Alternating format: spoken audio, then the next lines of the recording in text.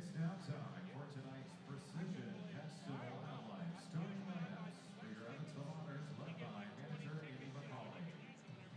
The Edward Jones leadoff batter, the center fielder, number 3, John Ponder. Batting second, the second baseman, number 12, Amani Jones.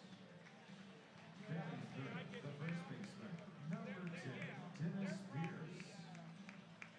Batting fourth and catching, number 28, Logan Brown.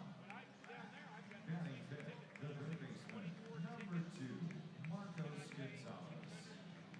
Batting sixth, the designated hitter, number 7, Dakota Phillips. Batting seventh, the left fielder, number 29, Mark Black. Batting eighth, the right fielder, number 11, Jordan Byers. Batting ninth, the shortstop, number 19, TJ Salvaggio. Pitching for the Evansville Otters, right-handed pitcher, number 23, Landon Williman.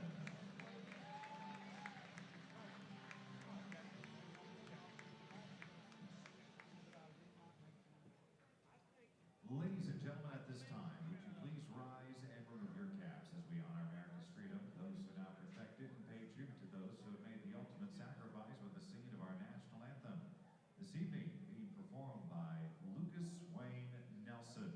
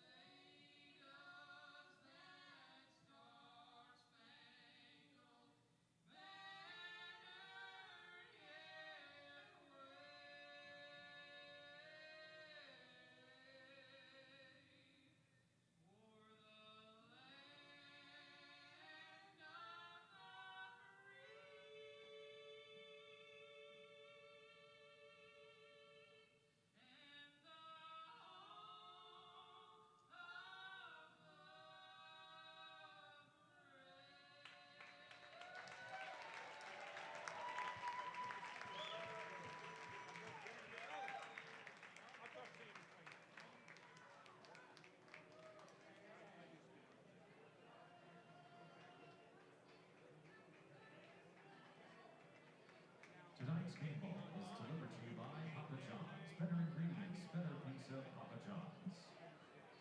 And Otters game, we've got Serenity here. Serenity, what do we say? Play ball.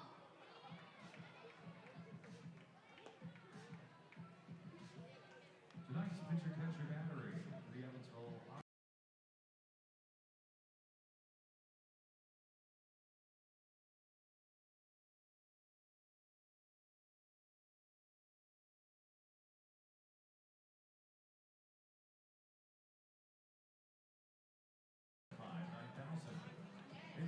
Ladies and gentlemen, welcome back to EVSC Historic Bosse Field, where it's all smiles here in Evansville, ready for Game 2 of this 3-game series between the Florence Y'alls and the Evansville Otters.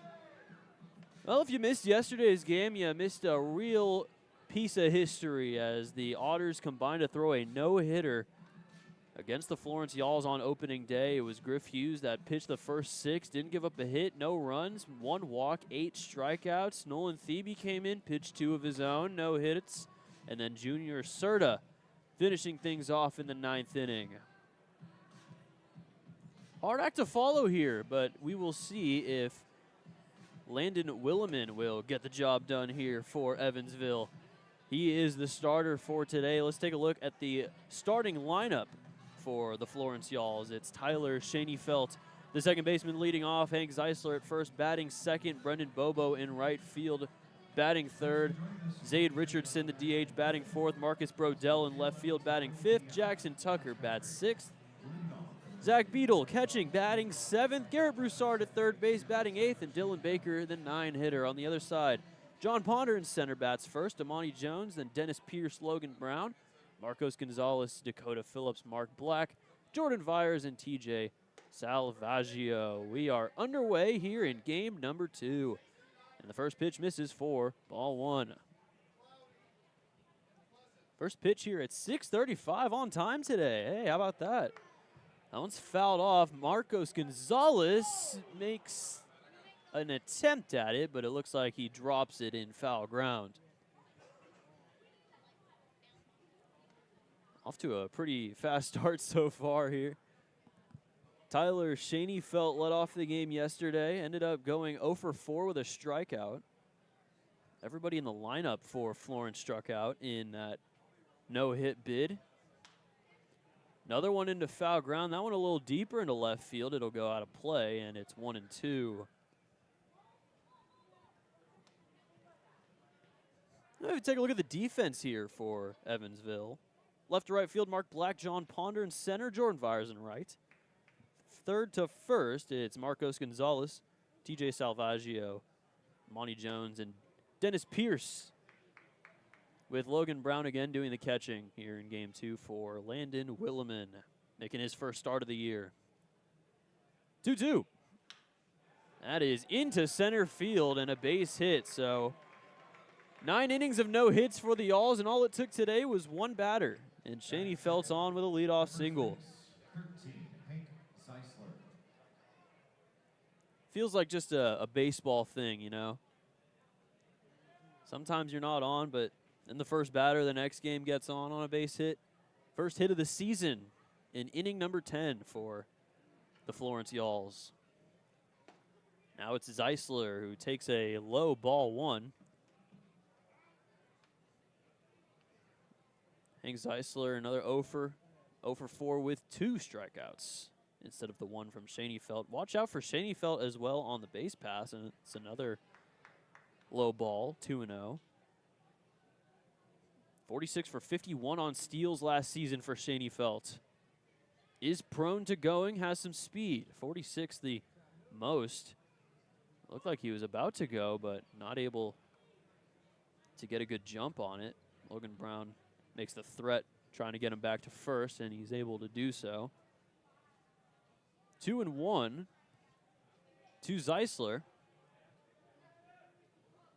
See if Williman throws over here after he tried to go. There it is, and he's back safely.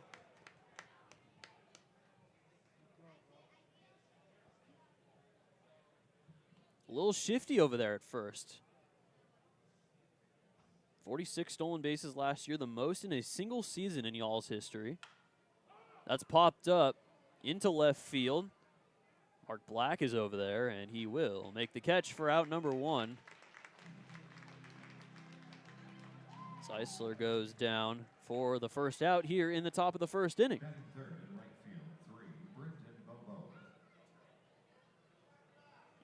Brendan Bobo now stands in. This is the same top 3, all lefties. 4 lefties in the first 5 batters Williman will have to face in the Yalls lineup. On the other side, we have 3 lefties and a switch hitter in Amani Jones. They got him caught up over between first and second. Throw back, and he is out. A great pickoff move from Williman is able to get Schoenefeld, caught him sleeping. And that's out number 2. They get the speed threat out at first. He was really dancing over there at first, and Got caught sleeping a little bit over there. Gets picked off, and now it's 2 outs with nobody on.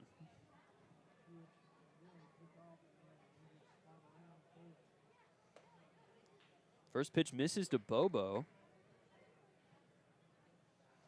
Bobo 0 for 4 with 2 strikeouts as well. He was the last batter to get out in the no-hitter. Struck out looking to complete the no-no. Got that scoreless inning from Serta. We won't see back-to-back. But 10 scoreless frames to start the season? Not too bad. I'm not complaining. 1-1. Bobo fouls one off himself. And it's 1-2. Our umpires for today's matchup. Lucas Naley is behind the dish. Matthews Pushalo is over at first base. And at third, it's Matt Van Houten. 1-2. Gets a piece of it. Foul tips. Looked like it went off of the shin guard of Logan Brown. It scoots all the way over to the first base gate past the Otters dugout. Williman looking for a clean first. Technical 1-2-3. Swung on and missed. He got him. First strikeout of the day for Landon Williman, and he gets through the first. 1-2-3 as we head to the bottom half of the first. No score on the Otters Media Network.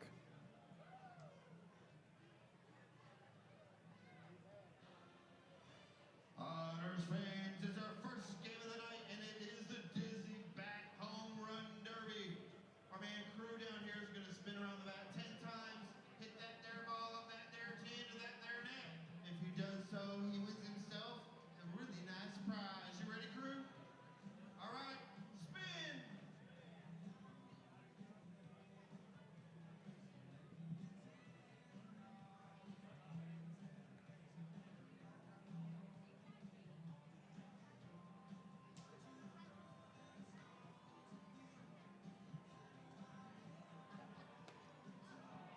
Strike one. Give it another shot.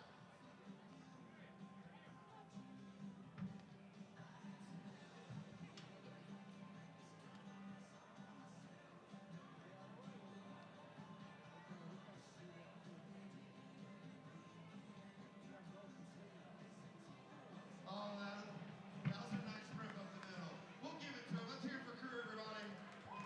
Bottom of the first inning. First inning brought to you by the Mesker Park Zoo and Botanical Gardens. Visit the Mesker Park Zoo at 1545 Mesker Park Drive in Evansville. Tonight's pitcher catcher battery for the visiting Florence Yalls.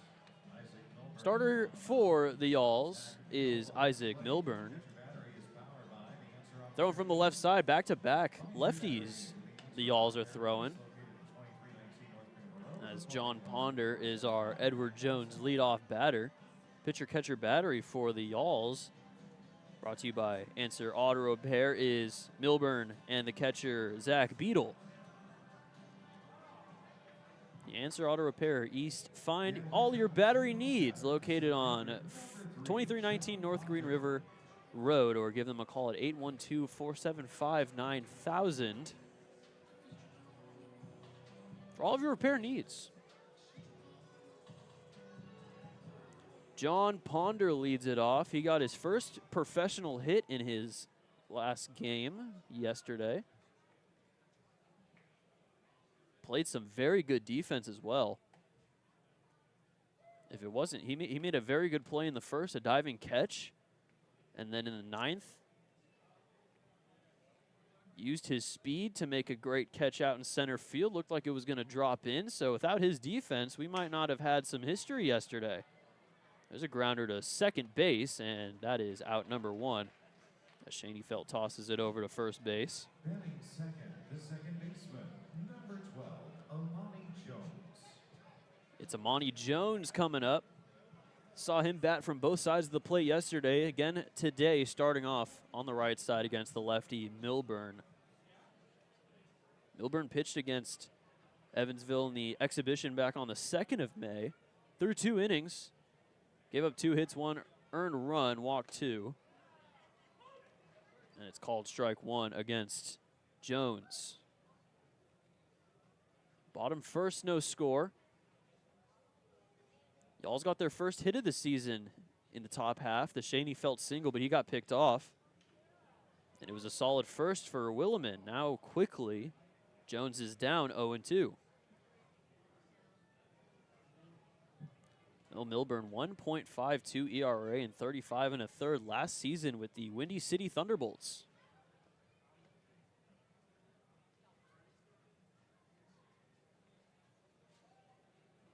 Pitched in 6 games, started all of them. Usual starter here in the Frontier League. That one's high. And it's 1-2. Did pitch against Evansville last season. Went 4 1/3. Gave up 6 runs, but only 2 of them were earned.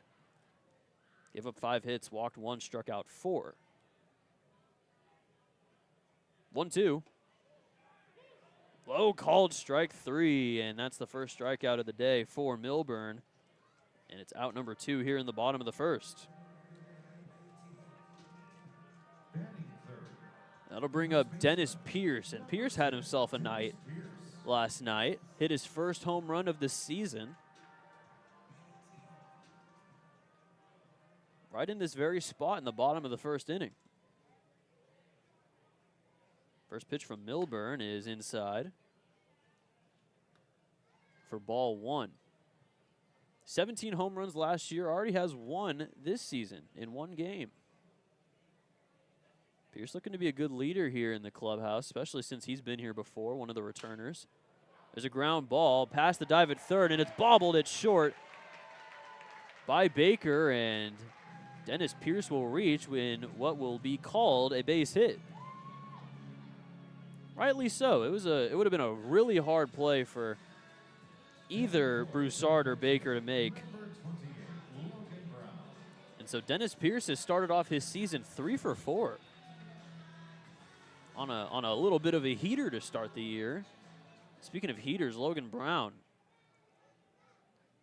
home run and 3 RBIs yesterday.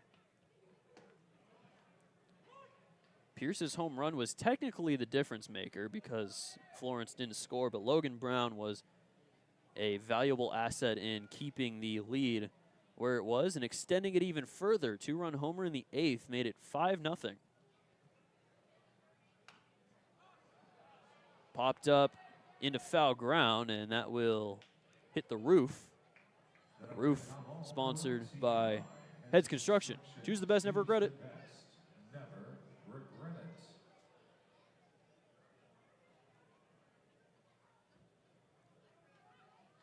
Trying to beat our PA announcer, Zane Claudefelter, in doing that read.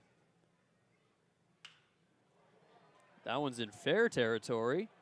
Over to deep left field, and at the wall, Brodell makes the catch for out number 3. So base hit by Dennis Pierce doesn't really lead to anything. Both teams with hits in the first inning, but still scoreless as we head to the second inning on the Otters Media Network.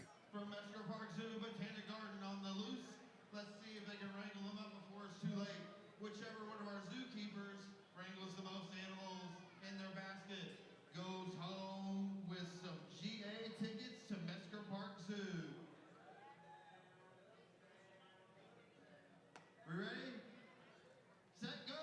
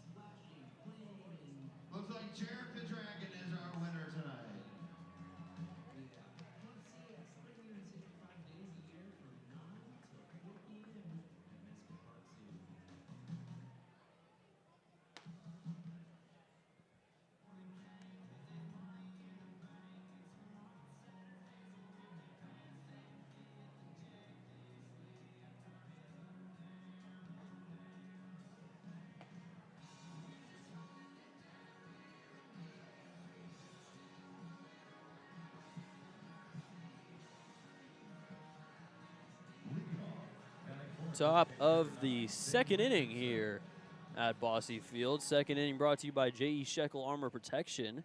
Founded in 1978, J.E. Shekel is the Tri-State's premier residential, commercial, industrial service, and construction company. First pitch is fouled away by Zade Richardson against Williman, who threw a solid 1-2-3 first inning. Still no score here as we hit the top of the second. Another one fouled back to the screen, and it's 0-2. Well, Williman was with Evansville last season, only pitched in 3 games in June. Pitched on the 3rd against Mississippi, then on the 10th against Lake Erie, and then on the 15th against Windy City.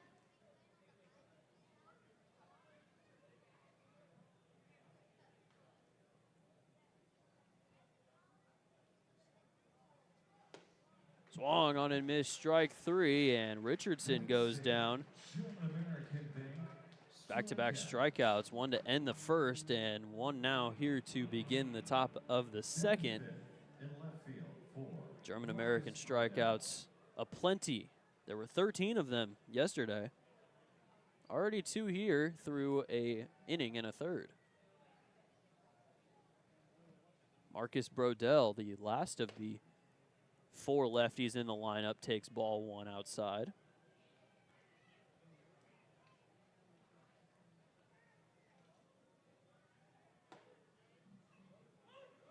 It's the zone on the fastball at 91, and it's 1-1. So Williman did play those 3 games and then had an injury, missed the rest of the season after being placed on the 60-day IL on the 4th of July. Brodell swings and misses, and it's 1-2.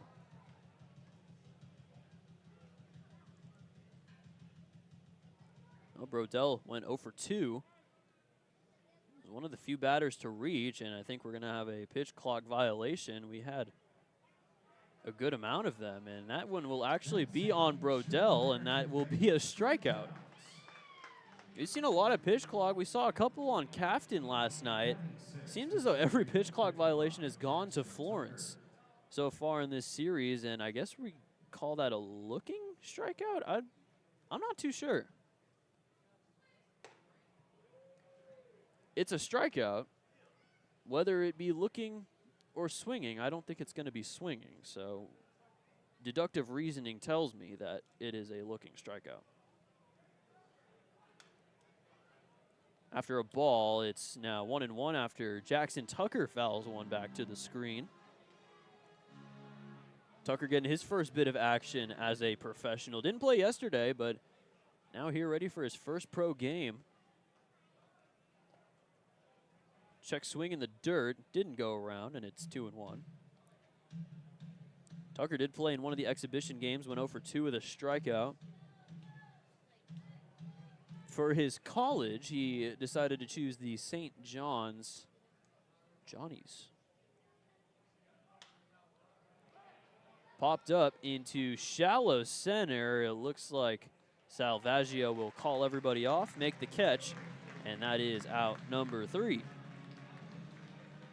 So another 1-2-3 frame for Williman. We head to the bottom of the second inning. No score on the Otters Media Network.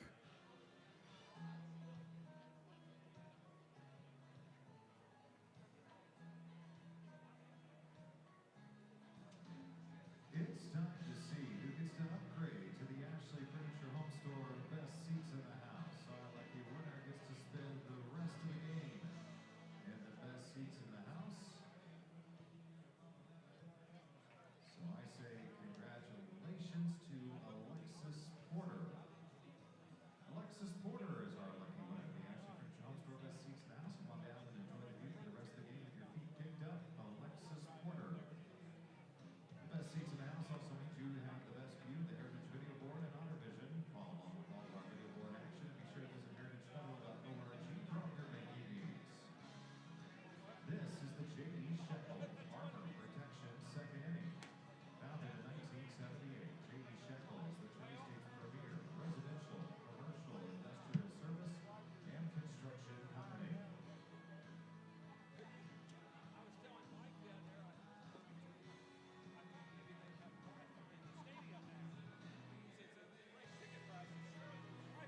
Bottom of the second inning here in Evansville. The Otters are deciding to wear the Eville jerseys today for the second straight day. You know, if you throw a no-hitter in them in the first game, you really have no choice but to wear them in the second game. The Alls, on the other hand, are switching from the red Kentucky jerseys to the nice light blue. Both teams are kind of wearing a type of baby blue in this one. A little more on the blue side for the Alls. A little bit more white for the Otters, being the home team. Marcos Gonzalez leads off here in the bottom of the second against Milburn.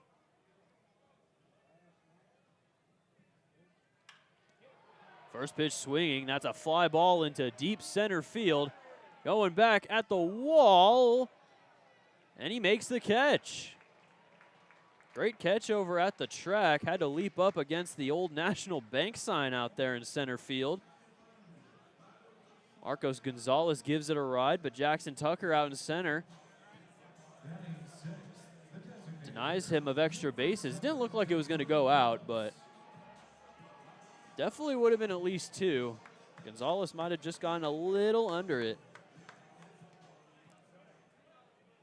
One out. That'll bring up Dakota Phillips, lefty on lefty here.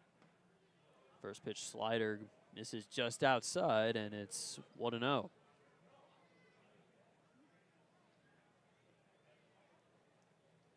Phillips 0 for 3 with 2 strikeouts yesterday.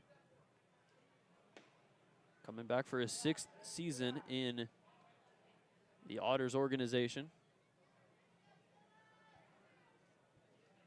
All-time leader in RBIs and homers. Has a chance to boost that in his stint here to start 2026. Almost gets hit, though, with that pitch inside, and it's 3-0.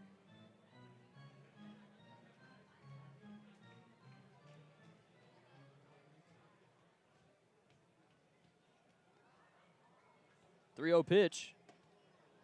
Gets the green light to swing at that one, but he misses. Gets the whiff, and it's 3-1. Phillips, the DH yesterday, now the DH as well today. 3-1. That one misses inside, and it's ball 4. So the first walk allowed by either side today. It's a Deerhead Sidewalk Cafe and Bar as Phillips takes first base on the free pass. Phillips not too big of a base stealer. That'll bring up Mark Black. Mark Black came in yesterday for the injured Kyle Battle, and in a transaction that we saw earlier today, Kyle Battle was placed on the 14-day IL. And Adonis Forte was signed to the squad. He is available off the bench.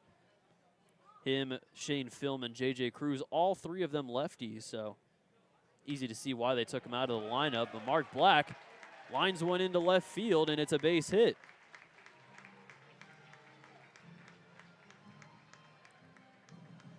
So 2 on now with 1 out after the walk and the single. Jordan Vyers, a chance to try and drive in the first run of the day for the Otters. Phillips at second, Black on first.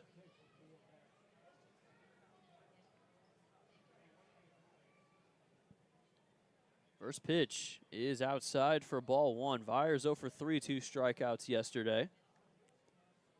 Bottom of the lineup ended up going 0 for 9 between Phillips, Vyers, and Salvaggio yesterday. It's mostly the 3 and 4 guys, Pearson, Logan Brown, that were doing a lot of the damage. Milburn missing the zone, though. That one's high, and it's 2-0. Walk here would load the bases for the 9-man Salvaggio. Zach Beadle, the catcher, wants to come have a chat, though, with Milburn before Milburn throws his next pitch, trying to calm him down a little bit. Been a little sporadic so far. Walked Phillips, gave up the hit to Black, and now not in the best pitchers count 2-0 to Vyers. Vyers is playing, by the way, in his 300th career professional game. So a cool little milestone for Vyers today. You know, you're lucky to get one professional game. 300 is a very big milestone. Marcos Gonzalez played his 400th career professional game yesterday in the home opener. Milburn misses high again, and it's 3-0. Now we'll have to see if Vyers is going to get that green light like Phillips did just a couple at-bats ago. 3-0 pitch, and he does swing, fouls it back to the screen, and it's 3-1. So if the guys are up 3-0, they see a pitch to hit, they're going to swing at it. Have yet to make contact in fair territory, though.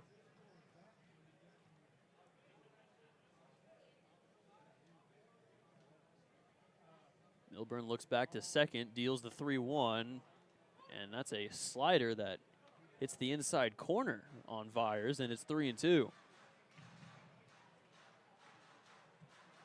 Usually trying to get the slider to move away from Vyers. That one moves from looking like hitting him to just hitting that right side of the strike zone as Vyers takes his time out. 3-0 to 3-2. Could be a good little bounce back here for Milburn if he's able to get the out.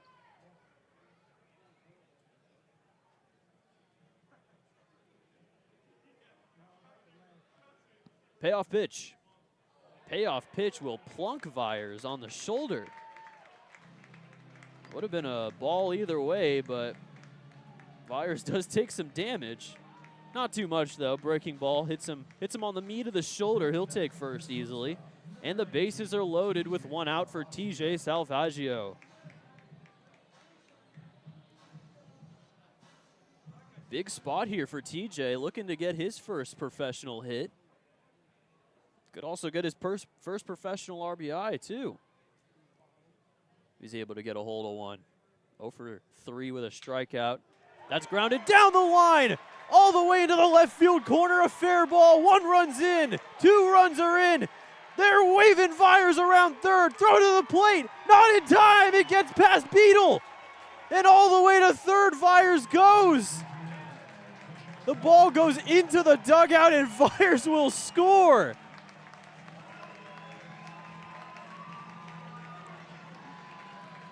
All 4 runs come in. Bases clearing. The throw gets away into the Otters dugout. Vyers comes around himself. 1 swing of the bat. It's 4-0 Evansville. Manager Toby Hall is going to have a chat with Lucas Naley, the home plate umpire. Talk about making your mark.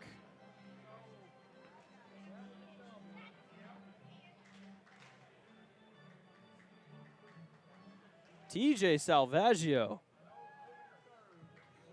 How about that for a first impression? Vyers was chugging around third. Throw got away from Beadle, and it allowed Salvaggio to come in to score. Ponder comes in now. Base is empty with 1 out. And a 4-0 Otters lead.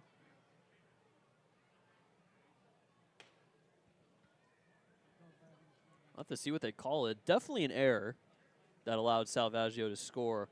Not sure if they're going to call it a double or a triple. Either way, doesn't matter. The run column is looking like 4-0. 1-2 now to Ponder. So they're going to call that a double for Salvaggio, and then he advances on the air. Well, first he advanced on the throw, and then he advanced on the air as Ponder strikes out. So that's out number 2. The second baseman, number 12, Alani Jones. So much chaos going on here. Bases clearing double. It gets the third on the throw. Ends up coming around on the air.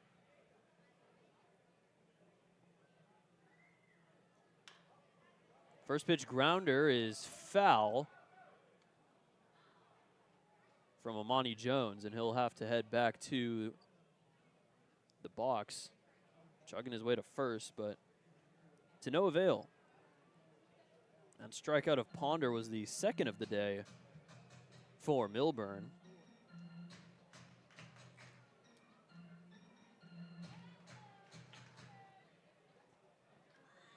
So a 4 spot here in the bottom of the second inning. Otters looking to get to 2-0, win their first series of the season. Off to a great start.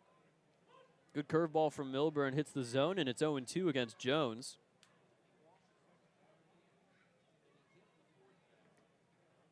So 4 runs, 3 of those runs will be earned.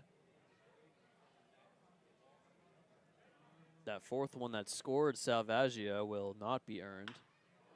There's a fly ball over to the same spot that Salvaggio hit it, all the way into the left field corner. It's a fair ball, and it's another double. Amani Jones keeps the hit parade going here in the second. He's into second base.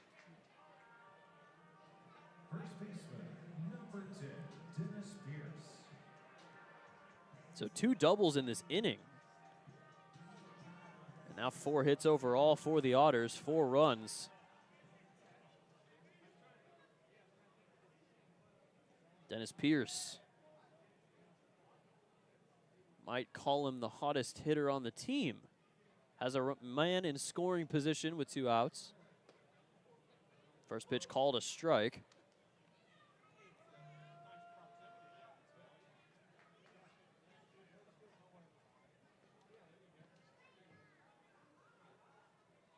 Pierce singled in his first at-bat. Last inning in the first. 2 singles and a home run make up his 3 hits and 4 at-bats. Also walked. That was yesterday. Jones about a 4-step lead, getting covered over there by Schoenfeld. Milburn decides to throw it home, and it's a check swing over to first, and he did go. We'll make it 1-2.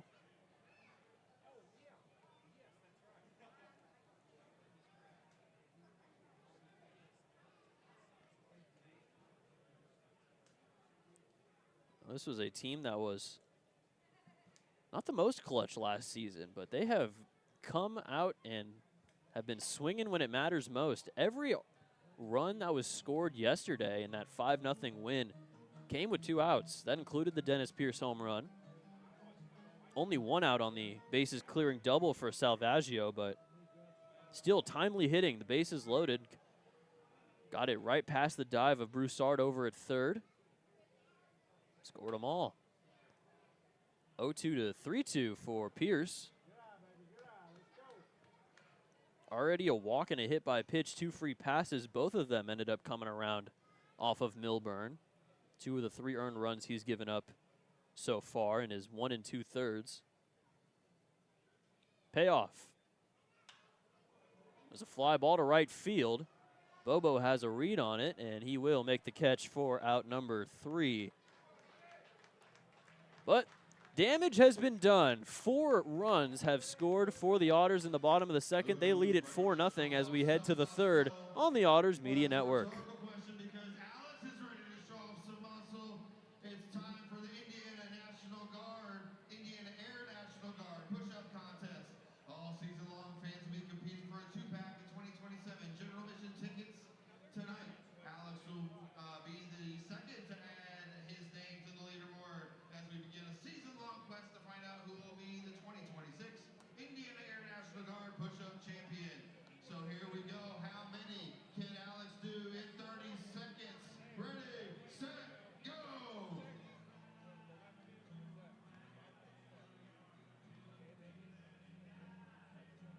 Oh man, I can't count that fast.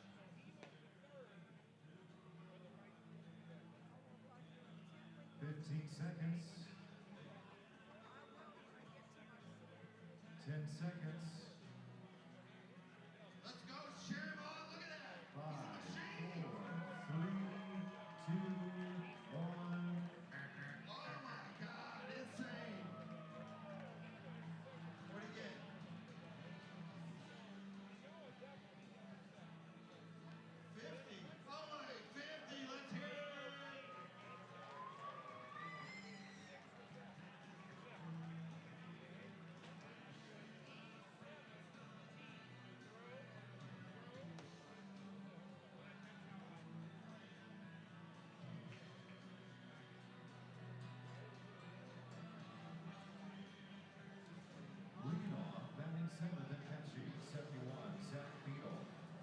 Top of the third inning, Otters lead it 4-0. They put up a 4 spot in the bottom half of the second. TJ Salvaggio, the bases clearing double. The error allowed him to score himself on the throw. That throw went under the glove of Beadle and went into the Otters dugout. And Otters dugout saw it. They tried to avoid it at all costs, made sure it go into the dugout, so celebrated after that happened. Realized it allowed Salvaggio to come all the way around and score. And I'm sure Landon Williman is happy that he's pitching with a 4-run lead as Beadle pops it up, first base side. Pierce has to back up a little bit, but he does make the catch, and that's out number 1.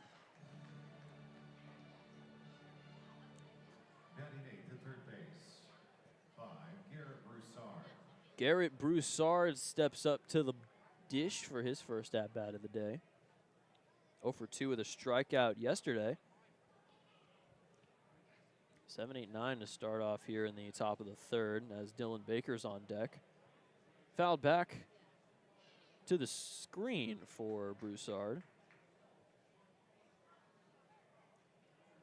0-1 pitch. A little bit outside and low for ball 1.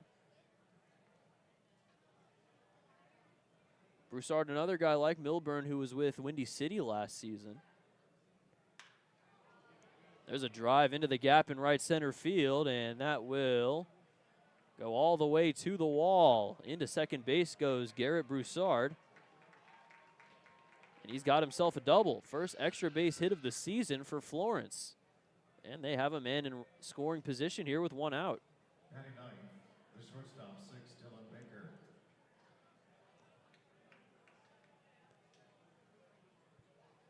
So it'll be Dylan Baker who is tasked to try and drive him in.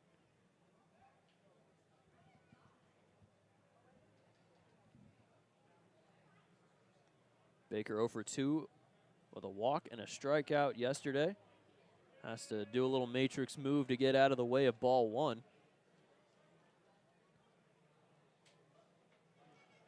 Broussard hit 10 doubles last season with the Thunderbolts. In 74 games, has one now this season. Fastball is high, and that is ball 2, 2-0. 4-0 Evansville here in the top of the third inning. Y'all's threatening here, trying to get their first run across this season. 2-0. That's a fly ball into shallow left field. Salvaggio making a good run at it, but it will fall out of play. Makes it 2-1. You know, you'd think Salvaggio would be a little bit tired after having to run as fast as he can around the bases, but he was really going for this one.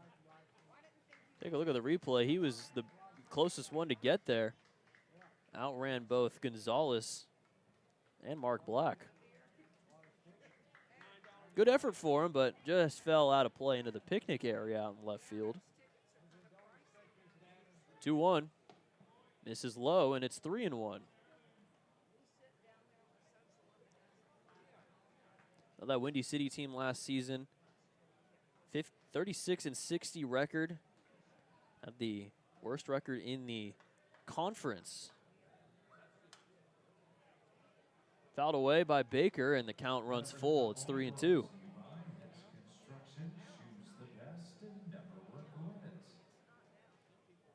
Baker was with Florence last season. 237 in 30 games with the Alls after playing his final college season at Miami of Ohio. 3-2 misses high, and that's ball 4. First walk issued today for Williman. And it is first and second with 1 out. As we hit back to the top of the lineup, it is Tyler Schoenfeld stepping up for his second at-bat.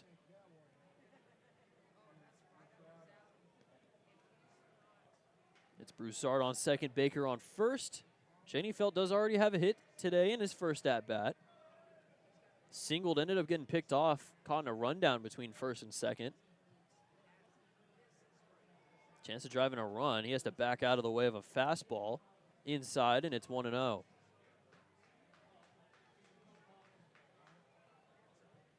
Neither Baker nor Broussard too big into the stolen base category. Watch out and make sure that everything stays in front of Logan Brown. Strike called, and it's 1-1.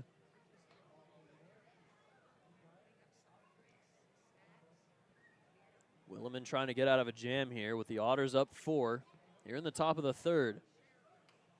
Shows bunt, drops it down, but it rolls foul. That'll make it 1-2.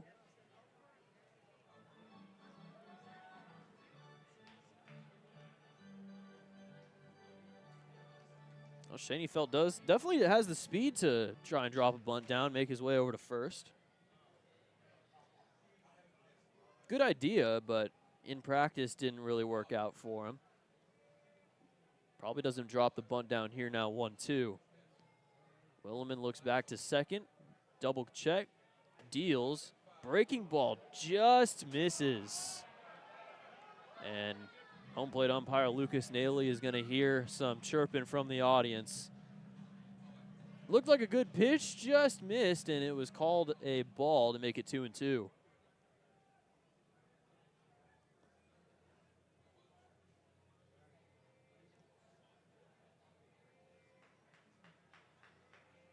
Two-two pitch. Schoenfeld gets a piece of it, fouls it back to the screen, remains at 2-2.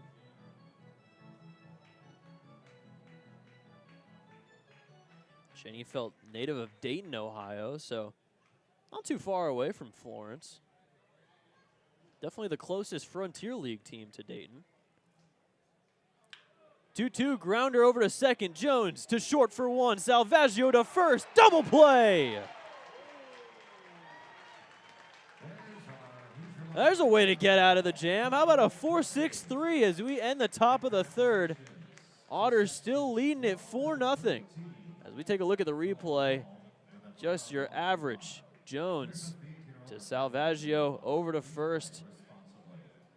And Florence is still yet to bring a run across here in this series. Heading to the bottom of the third on the Otters Media Network.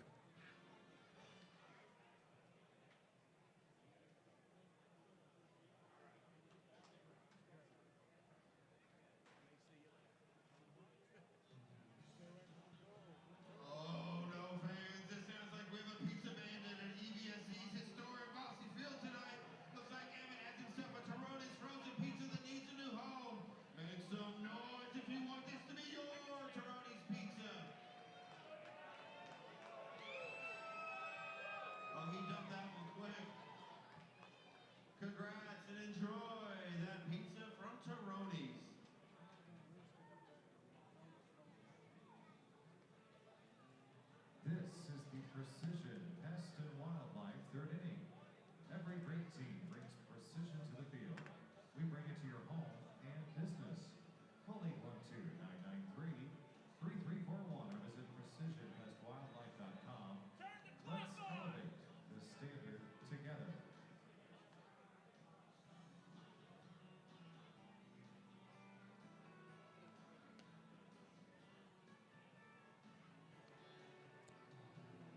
This third inning is brought to you by Precision Pest and Wildlife. Every team needs precision to the field as we bring it to your home and business. Call 812-993-3341 or visit precisionpestwildlife.com. Let's elevate the standard together. It's Milburn on the bump still. He'll be facing off against Logan Brown to lead it off, then Marcos Gonzalez and Dakota Phillips. Gave up 4 runs in that bottom of the second inning, and that's the difference here. Bottom 3, 4-0. Otters have the lead. Logan Brown flew out to right field in his first at-bat. That ended the first. Now he leads off the third.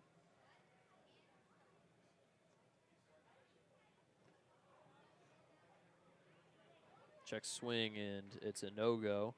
So they check over to Matt Van Houten at third this time with the lefty at the dish. 1-0, Logan Brown. Pretty big fan favorite here in Evansville from the area. Mount Vernon, Indiana, now resides here in Evansville. as he takes strike one.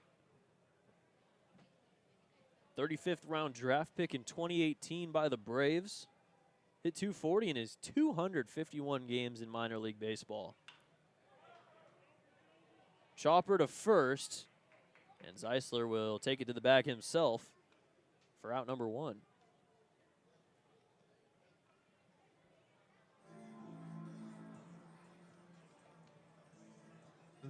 That'll bring up Marcos Gonzalez. Gave a pitch a good ride over to right center, but a good jumping catch at the wall from Jackson Tucker. Took away extra bases from him, but a lot of good contact coming off of Milburn. First pitch hits the zone for strike one. Gonzalez, though, still yet to get that first hit in an Otters uniform.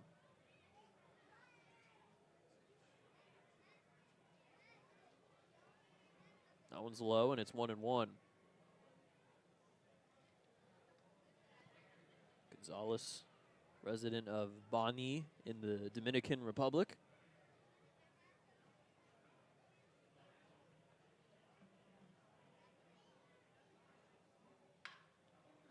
Grounder, good scoop over there at third by Broussard. Throw on to first, and that is out number two. Got a little bit of a weird hop. Broussard was able to take care of things, though. Makes the easy throw over to first, and that is out number two. First two retired here in the third by Milburn, and that will bring up Dak Phillips. Dak, don't call him Dakota.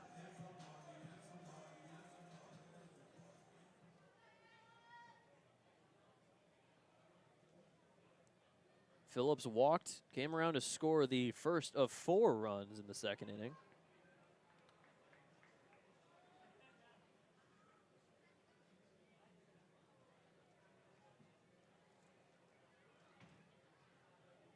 After the strike on the breaking ball, Milburn kicks and deals.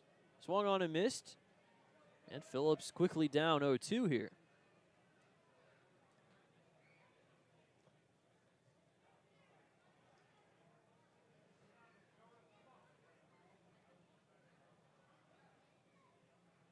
Phillips started his collegiate career in 2015. He strikes out on 3 pitches, though. Third strikeout of the day for Milburn, and a 1-2-3 bottom of the third inning for the Y'alls. As we head to the fourth, the Otters lead it 4-0 on the Otters Media Network. Pit stop pull the pork challenge. And if you haven't had a Hickory Pit Stop, does have the best pulled pork here in town. We've got 2 teams out on the field ready to battle it out. Let's see, on my left we got Briley, Kyrie, and Braxton. On the right is Simon, Raylan, and Chase. Teams ready? Let's go! Cheer 'em on, guys! Oh my!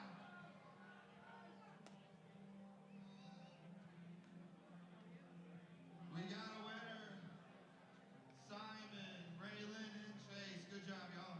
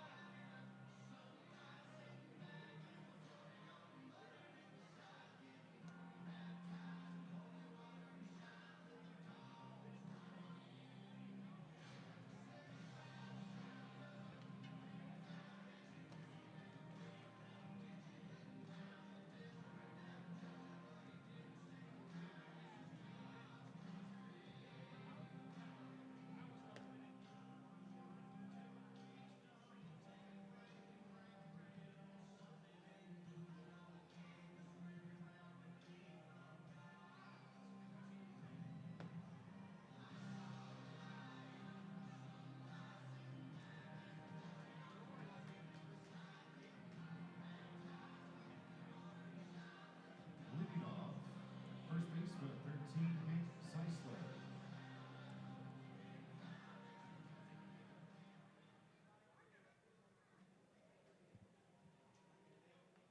Top of the fourth inning here at EVC historic Bossy Field. Williman back out there for another inning after getting out of the 2-on, 1-out jam, inducing that 4-6-3 double play by Schoenfeld.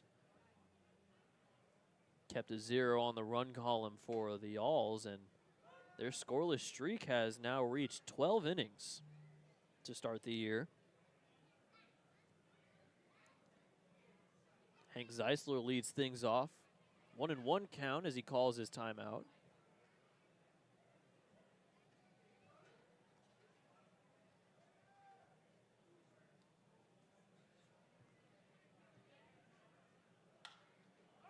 Popped up. Zeisler threw his bat down onto the dirt.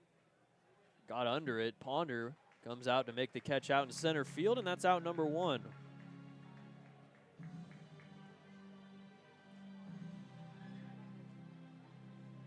Right fielder, 3. See, he just tosses his bat at the floor in anger, some disgust. Zeisler is 0 for 6 to start the season. Brendan Bobo stands in for his second at-bat. He struck out swinging in the first inning. First of 3 strikeouts for Williman. He has yet to strike anybody out, though, since striking out Brodell in the second. Great breaking ball, and a swing and a miss by Bobo makes it 1-1.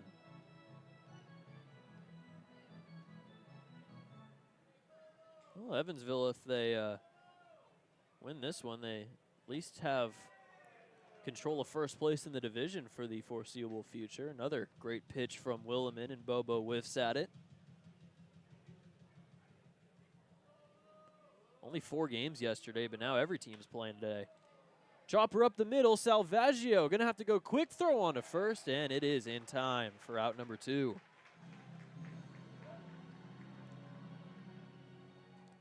Designated hitter, 9. Williman didn't really make too much of an effort to jump up and grab it. He kind of trusted the guy behind him, and Salvaggio was able to make the play with some ease. That'll bring up Zaid Richardson. All 3 of Williman's strikeouts came in a row. Bobo to end the first, then Richardson and Brodell to start the second inning.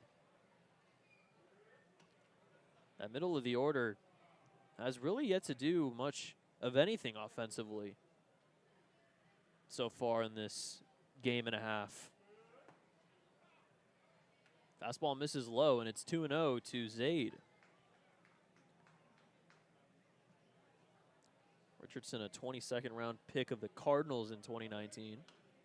Fouls one back. Overhead foul ball brought to you by Heads Construction. Choose the best, never regret it. Had a bit of a down season last year. 234 in 65 games after a 303 in 2024. Was the Frontier League Player of the Week in July on the 22nd as he takes a strike and the count runs full. It's 3-2.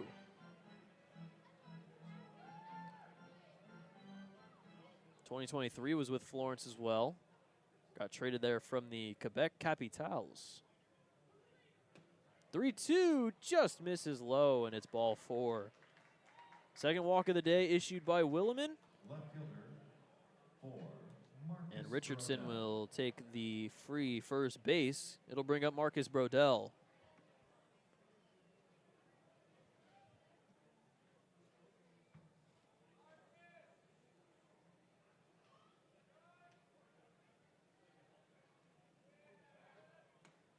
Inside, and it's 1-0. Williman was a assistant coach at his alma mater at Bowling Green State this season.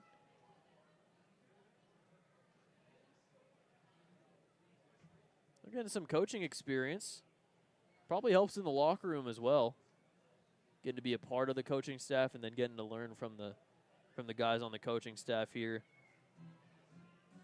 As we'll have a mound visit between Logan Brown and Williman after the count goes to 2-0. A little wild from Williman the past couple batters. Max Peterson, the pitching coach for the Otters again this season, his 12th year with the Otters. Haven't really seen much of him because he really hasn't needed to come out there. You know, you don't really got to tell your pitchers much if they're not giving up a run in 12 innings.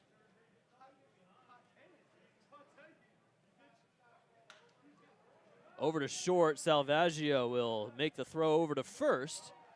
And that is out number 3. So another scoreless frame for Williman as we head to the bottom of the 4th inning. Otters lead it 4-0 on the Otters Media Network.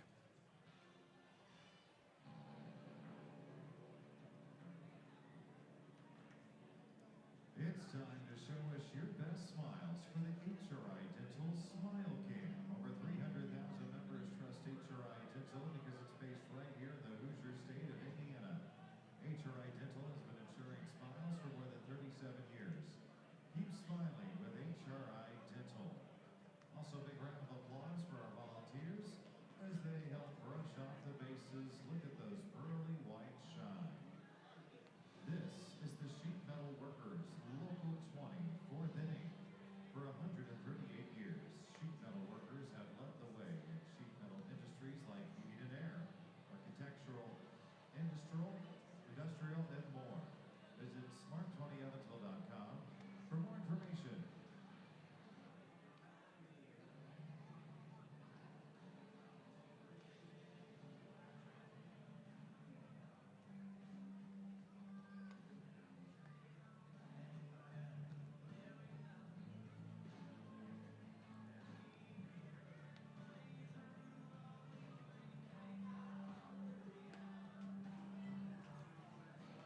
Fourth inning brought to you by Sheet Metal Workers Local 420, Local 20, 4th inning.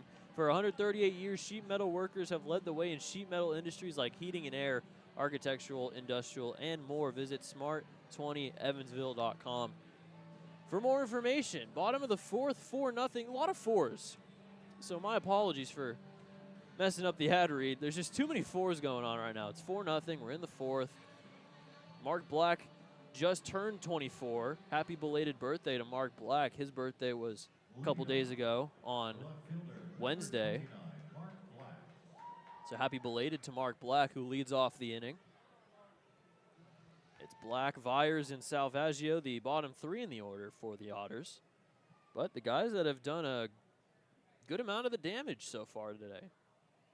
Mark Black hit a single in his first at-bat in the 2nd inning. Ended up coming around to score. He takes strike 1.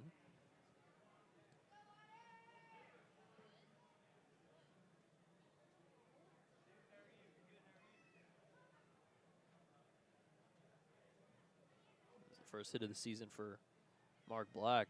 Had a little bit of a time wasting going on for Milburn and the Yalls. Speaking of Yalls, it is country night here at EVSC Historic Bosse Field. A lot of cowboy hats going, a lot of boots, a lot of country music. 2-1 to Mark Black. We have a lot of nice little theme games this season, so make sure to come out to Bosse Field, catch yourself a game or 2, or I guess 50. We have 50 left. Mark Black swings and misses, and it's 2-2.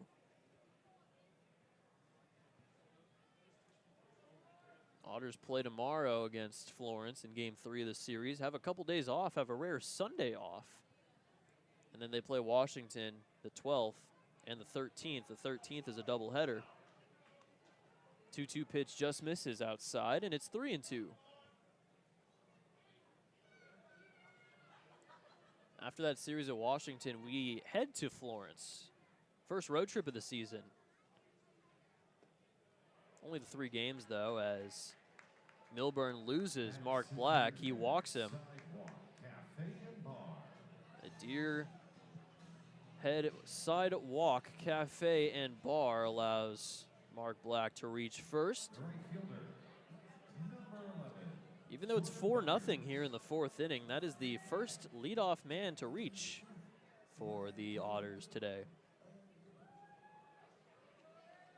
Shaney Felt led off the game with a single. That's the only leadoff man to reach for the Yalls. First pitch called a strike against Viers. Viers had a very good at-bat going and then got plunked with a slider in the shoulder. Ended up scoring on the double by the man on deck, Salvaggio. Throw back to first.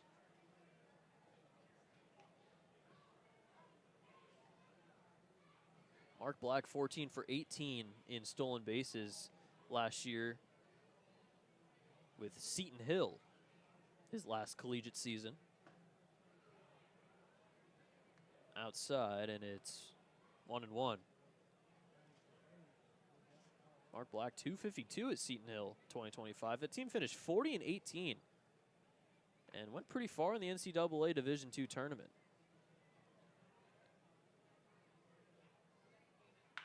One is into right center field. Going back on it is Broussard, and it'll go off the wall, and it's going to get away from everybody. Mark Black's getting the wave around third, and he will score easily. First hit of the season for Viers is an RBI double, and the Otters lead it 5-0. The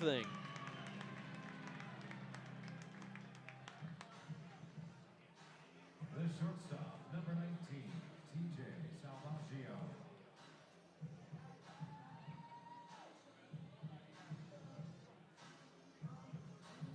Jordan Viers, good lefty-lefty swing. That one went off the Old National Bank sign out there where Marcos Gonzalez hit it to. Toby Hall is coming out. Might see a pitching change. Not just a normal mound visit. There is somebody warming in the bullpen for Florence. Let's take a look at who it is. It is Max Whitesell. So it looks like Whitesell will come into the game at some point here, but now 4 earned runs for Milburn, 5 runs in total. Jordan Viers was slumping a little bit in spring training, started off yesterday 0 for 3 with 2 strikeouts, so that swing has got to feel nice for him. Able to finally get the barrel on the ball. 99 off the bat, that went 388, so if you would have pulled it a little more, that actually probably could have gone out of the yard in right field. Only 315 out there. There's Whitesell warming up.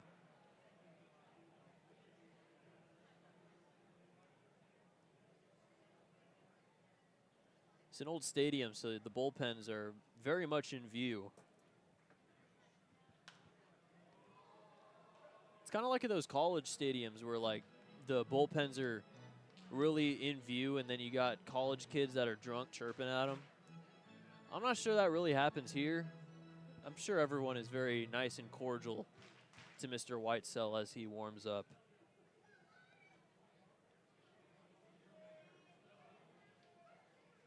Oh, 1 inside to Salvaggio. 3 RBIs already today on the bases clearing double. Scored himself after the error. Made it 4-0 at the time, now 5-0. The same score we saw yesterday. Looking to get a little bit more, though, with Viers at second, still nobody out. Ball goes in the dirt, and it's 2-1.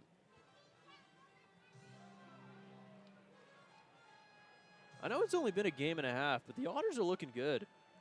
They're looking real good.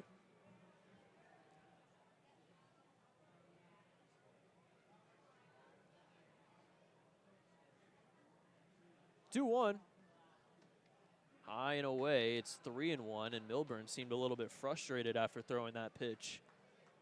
Wonder how much of a leash Toby Hall will get him. Whitesell still warming up over there in the bullpen. Absolutely no noise over in the Otters bullpen. Everybody's sitting, resting, taking in a nice ball game. Inside, and that is ball 4. So Salvaggio walks, second walk of the inning. 3rd overall, Deerhead Sidewalk Cafe and Bar. And it looks like that might be it. Toby Hall's making his way over to the pitcher's mound. So it looks like we're going to have a pitching change as Max Whitesell comes into the game. The Otters with a 5-0 lead here in the bottom of the 4th and threatening. 2 on with nobody out. Top of the lineup, and John Ponder coming up, and he will face a new pitcher. Milburn comes off the mound. His final So far, 3 innings, 5 hits, 5 runs, 4 earned, 3 walks, 3 strikeouts. Still is responsible for the 2 runners on, so we'll see what happens. Still nobody out. See if Max Whitesell can get the job done, get him out of the jam. When we come back on the Otters Media Network. Cincinnati and Houston shutting out the Reds 10-0. The Rockies leading Don Mattingly's Phillies 7-2, 7th-inning stretch time in Philadelphia. The Athletics with a 3-1 lead over the Orioles, bottom of the 6th. The Blue Jays with a 2-0 lead, bottom of the 5th at home against the Angels. The Red Sox with a 2-0 lead at Fenway over the Tampa Bay Rays. Nationals with a 3-2 lead through 5 over the Marlins in Miami. The Guardians shutting out the Twins through 5, 4-0 in Cleveland. Tigers and Royals tied at 1, top of the 5th in Kansas City. Mariners and White Sox through 3, tied at 5 in Chicago. The Brewers shutting out the Yankees 4-0, bottom of the 3rd. And the Cubs with an early 1-0 lead on the Rangers, bottom of the 2nd down in Texas. The Cardinals, they play the Padres later tonight, as does the Mets and Diamondbacks, Braves and Dodgers, and Pirates and Giants. Welcome back. Welcome back. Welcome back. Here for the back here for the bottom of the 4th inning. Whitesell has thrown his warm-up pitches. Now has to face the top of the lineup, John Ponder. Amani Jones, Dennis Pierce, 2 on, nobody out. Runner on second is Vyers. He hit an RBI double. Brought Mark Black around after his leadoff walk. Then Salvaggio walked. He's on first. Corners are in for Florence as Ponder swings and misses at strike 1.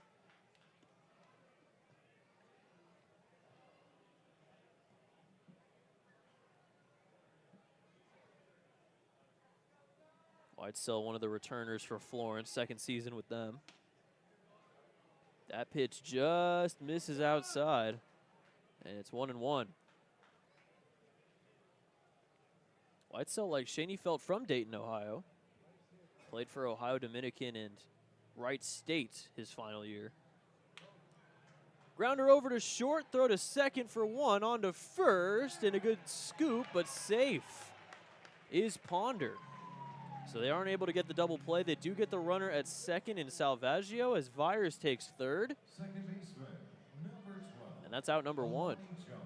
As Ponder will reach on the fielder's choice. Out number 1. Runners at the corners for Amani Jones. Vyers on third, Ponder on first. Ponder has speed. Watch for him to try and take second and get out of this easy double play as the entire infield is in except for Schoenfeld at second. There goes Ponder, swing and a miss, throw to second is not in time. It almost went into center field as Schoenfeld, who was backed up, was a little late to cover the bag. Ponder gets in there, he has a stolen base.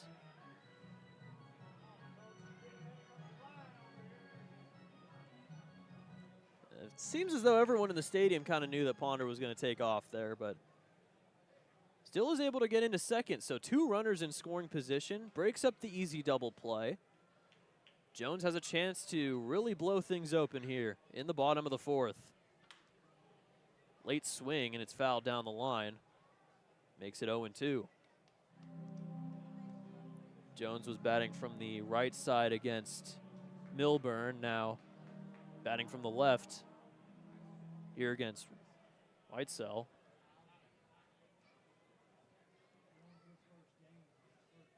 Infield in, except for Schoenfeld at second yet again.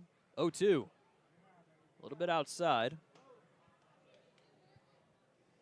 Dennis Pierce on deck. Monty Jones already has a double today. Also has a strikeout looking in the first.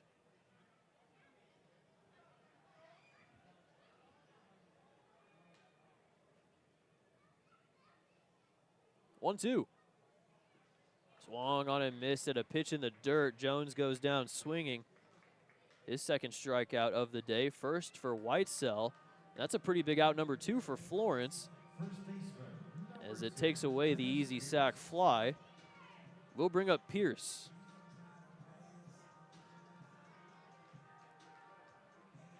Byers still over at third with Ponder now at second. Reached on the fielder's choice, stole second.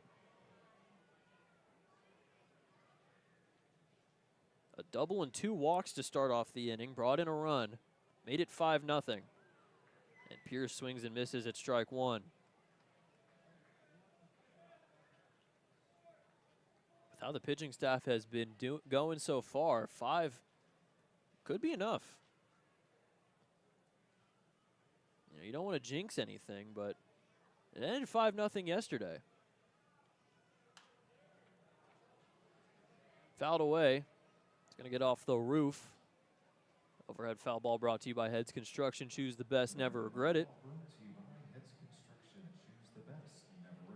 Beat him again. It's almost too easy. 0-2 with 2 outs. Whitesell trying to get out of the jam.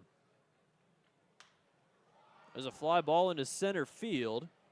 Jackson Tucker will make the catch, and that's out number 3. So good job from Whitesell to get out of the jam. Otters do still score a run on a Jordan Byers RBI double. They lead it 5-0 as we head to the 5th on the Otters Media Network.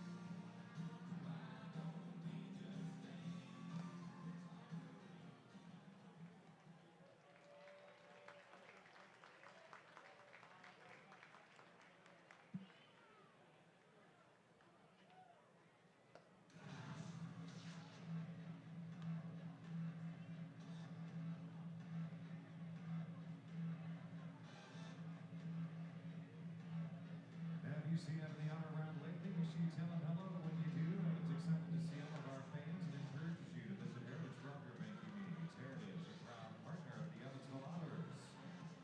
And we have a special announcement from the Otters Den Team Store. My good friend Edie let me know that we need to wish a happy 27th birthday to Dalton Langston.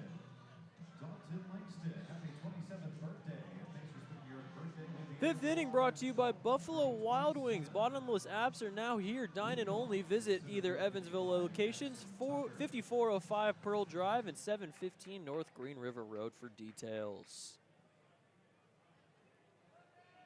The Otters are looking good. They're up 5-0 here in the top of the 5th. Landon Williman is throwing a gem. Life is good here at Bosse Field. First pitch, a strike to Tucker, who caught the last out of the bottom of the 4th. After a good pitching performance from Whitesell to get out of the jam, only giving up the 1 run. That 1 run went to Milburn. Milburn finishes with 3 innings, 5 hits, 5 runs, 4 earned, 3 walks, and 3 strikeouts. Definitely could have been a little worse if not for his bullpen arm picking him up. 2-1. Grounder over to Salvaggio.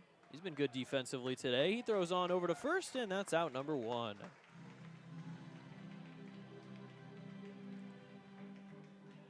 Well, TJ didn't get too many ground balls yesterday, but they just keep on hitting it to him today.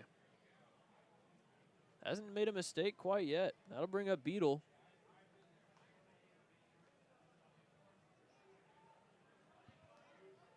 Beetle, first game of the season, flew out to the first baseman Pierce in his first at-bat, rocking the number 71. foul tip for strike one. Not going to lie, I'm a pretty big fan of the odd numbers. Not like odd, but like odd and like 71, 72, 70s, the 80s. It looks weird, but it's also just like, it's cool to be a little different, you know? Keenan Taylor played yesterday. He's rocking 99, which is a pretty common one in terms of higher numbers that you can wear.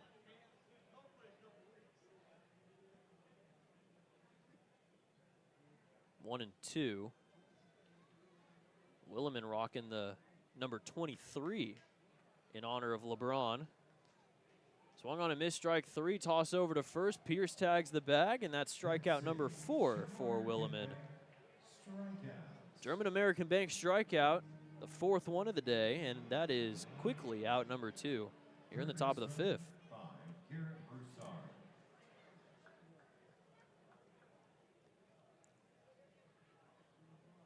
Garrett Broussard. Beetle hasn't even finished walking back to the dugout, and they were already almost ready to throw the pitch. Breaking ball misses inside.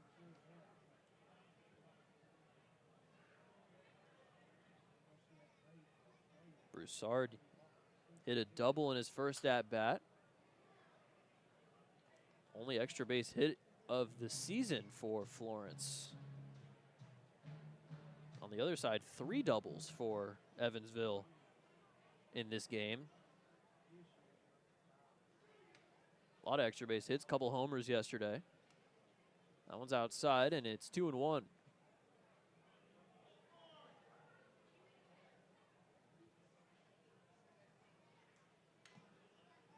Fouls one into the dirt, makes it 2-2.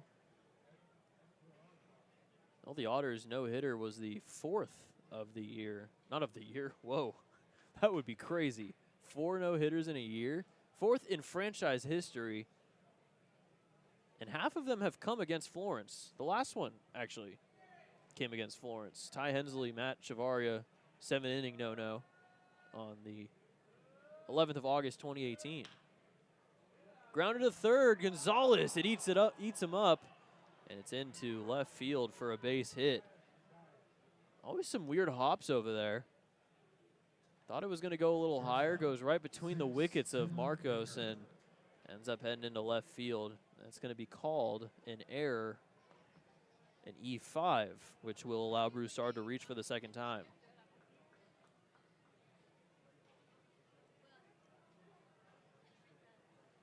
Seen a lot of weird hops over there at third base, and it's definitely something that the third basemen that come here, as well as Marcos, who's bound to be the starting third baseman for the season,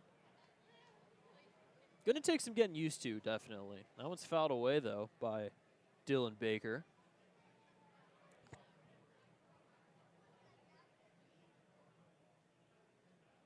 Runner on first, 2 outs. Throw back to first. Williman has a pretty good pickoff move. Throws it over there with some speed, but Broussard is back there safely. That one misses low, and it's 1-1.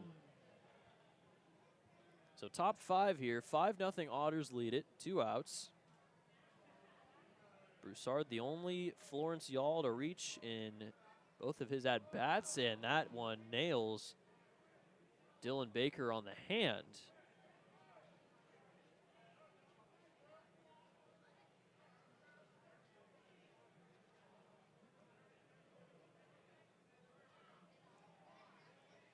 Looks like there's going to be some commotion. Let's take a look at this replay, because I think the Otters might be arguing that that might have not hit him.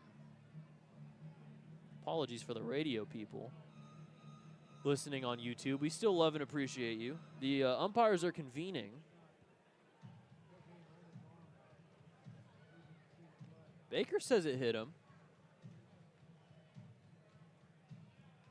And the umpires will agree. So it's a hit by pitch. Baker will take first, and now it's first and second with 2 outs.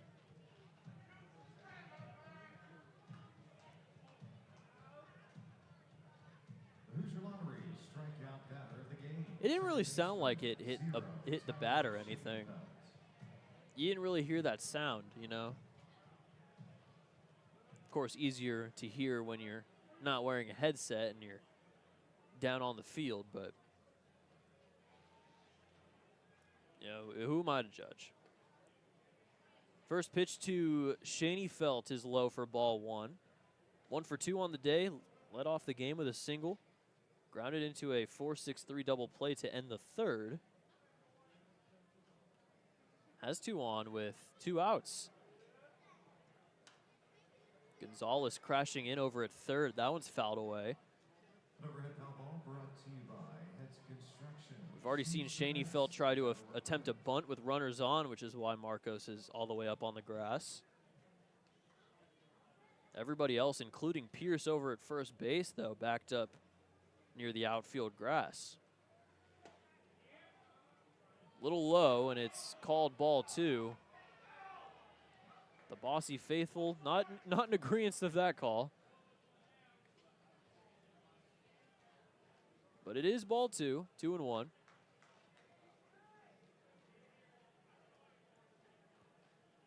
Williman, a couple looks back to second, throws, and it is called strike 2. That one hits the inside corner. Shaney Felt takes his timeout. Florence has yet to score a run in the first 13 innings of the season. Looking to finally break through here in the top of the 5th. No room for error, though. 2-2, 2 outs. Here's the pitch. That one's in the dirt. Count runs full. That means both runners will be on the move for this next pitch. Broussard at second, Baker at first.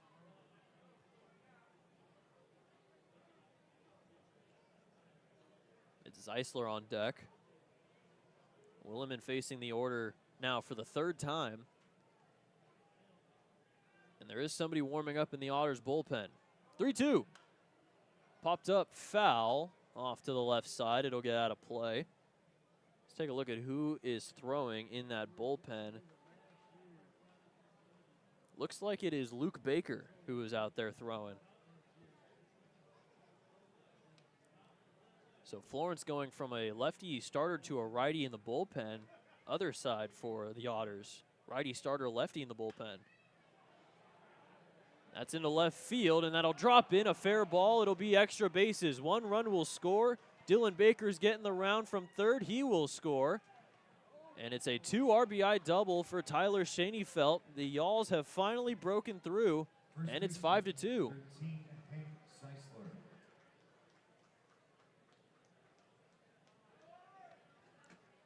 Tyler Shaney Felt is able to get the job done. Hits it to the opposite field. Good piece of hitting from him. Just stays fair.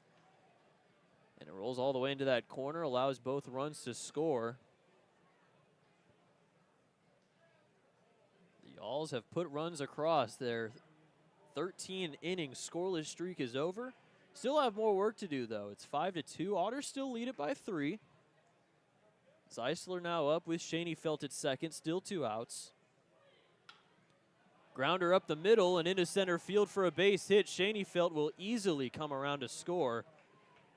And back-to-back hits allow 3 runs to come in. It's 5-3. Right fielder, 3, Brendan Bobo. First hit of the season for Zeisler, and now Florence finally putting some hits together.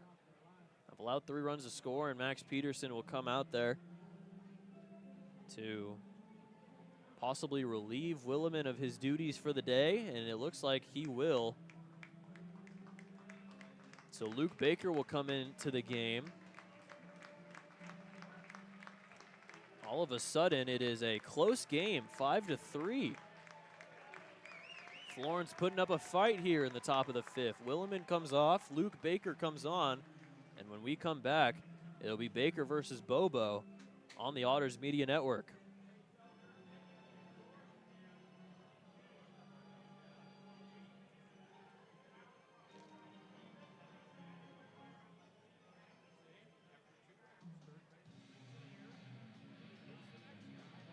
Otters call the bullpen. 50, Luke Baker into pitch. The battery. Baker is on the mound. Brown behind the plate. The battery is powered by the Answer Auto Repair East. Find your battery needs at the Answer Auto Repair East. Located at 2319 North Campbell Road or 812-475-9999.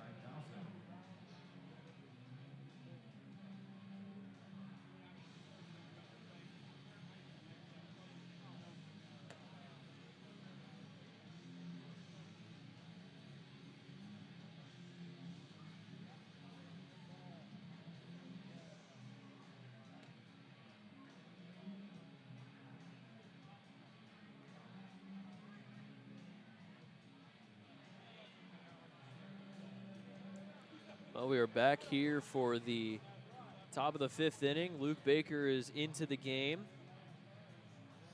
throwing his warm-up pitches, but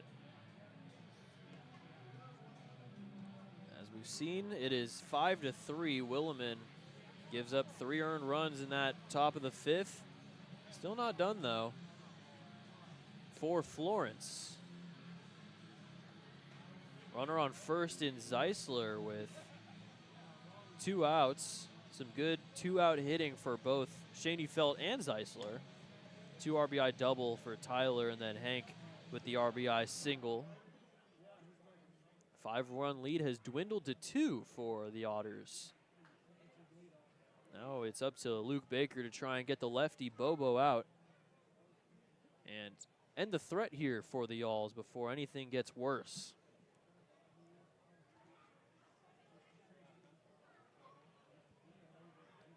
Bobo has hit 3 home runs in spring training against Otters pitching, and homer here would tie the game up at 5. The first pitch, this is for ball 1.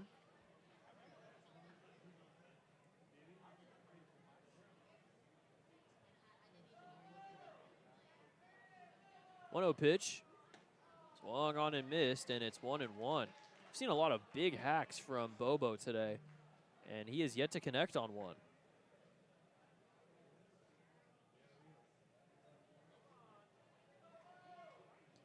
Looking back, the runner at first, not too big of a lead. That one's fouled away to the left side, and it's 1-2. Bobo has a strikeout in the first, and then a grounder to short in the 4th. Back up for the 2nd straight inning.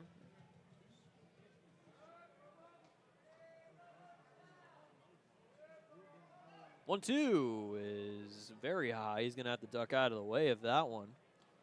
Makes it 2-2.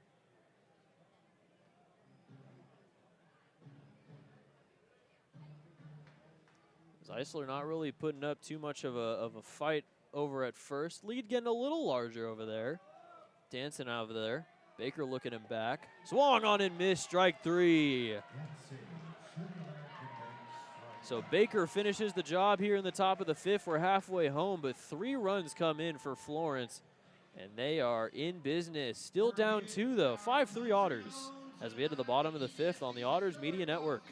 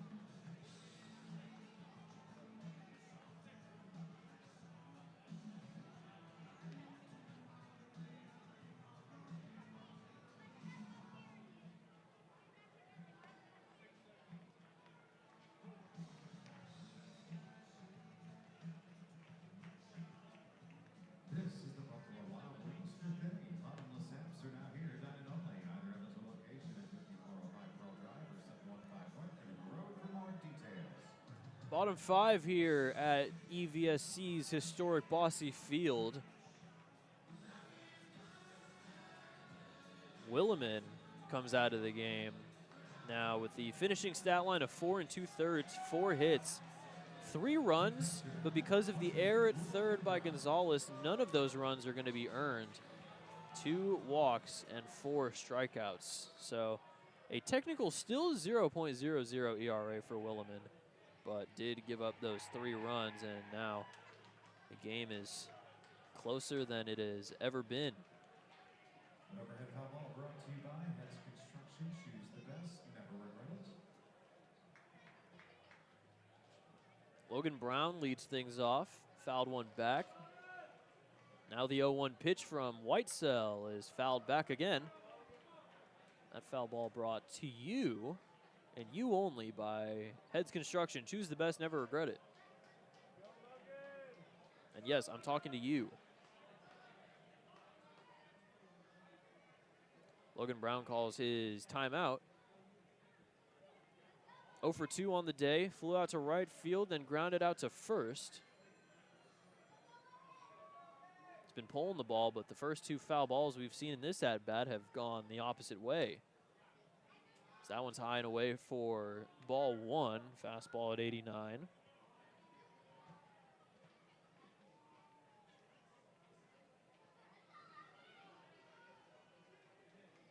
The 1-2.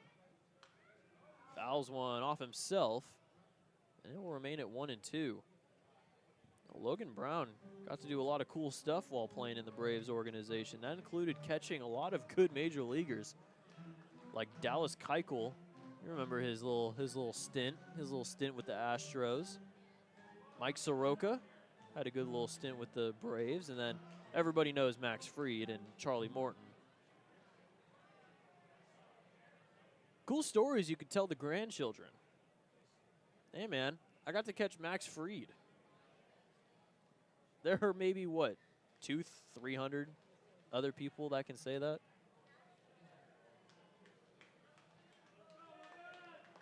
Logan Brown, resident of Mount Vernon, Indiana, is one of those people.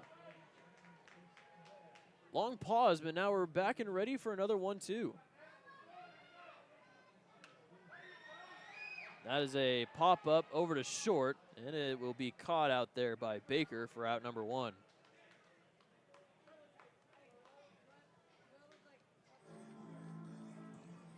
Marcos Gonzalez steps up. 0 for 6 to start his season. Got a piece of one in his first at-bat in the second inning, but ended up getting caught at the wall by Jackson Tucker. First pitch. Oh, that was a fastball that rang him up. Got a piece of what looked like his elbow, and Gonzalez is grimacing in pain. Trainers are going to come out.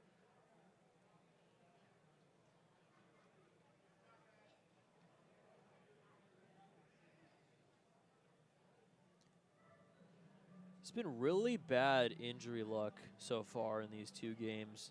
We saw Gonzalez foul 2 pitches off of himself last game, and he needed a moment, and now he gets hit here with a fastball. Very unlucky from him. We already saw the injury from Kyle Battle, and he's on the 14-day. Looks like Gonzalez will be okay. He will stay in the game. Might have just been some pain at first. Adrenaline pumping now, and he's ready to go. Designated hitter, number 7, Dakota Phillips. So the hit by pitch for Gonzalez as he walks his way over to first base. Seems to be okay. Definitely don't need any injuries here in game 2.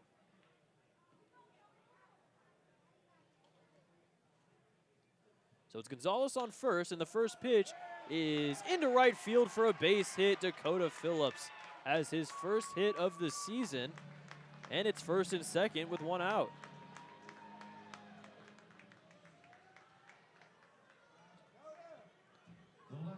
Gonzalez had to kind of get out of the way of that one, was able to do so. Got past the dive of Schoenfeld at second base.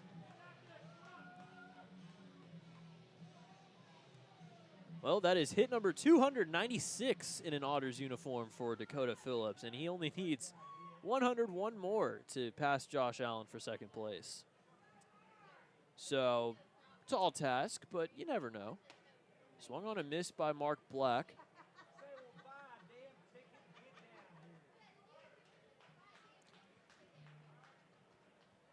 Always good to see Dakota Phillips out on the field, getting to wear the new unis for the second straight game. Outside, and it's 1-1 on Mark Black. Has a single and a walk and has scored twice in today's game. Scored on the Salvaggio bases clearing double, then scored on the Jordan Vyers RBI double last inning in the 4th. Now is a chance to drive a run in. That one misses low, and it's 2-1.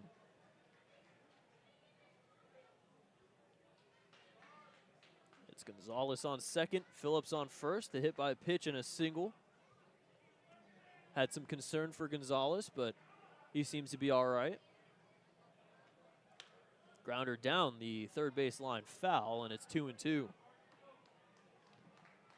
Bottom 5 here, 5-3 Otters lead. They led 5-0, but a 3-run top of the 5th for Florence as their offense finally starting to get going here, game and a half in.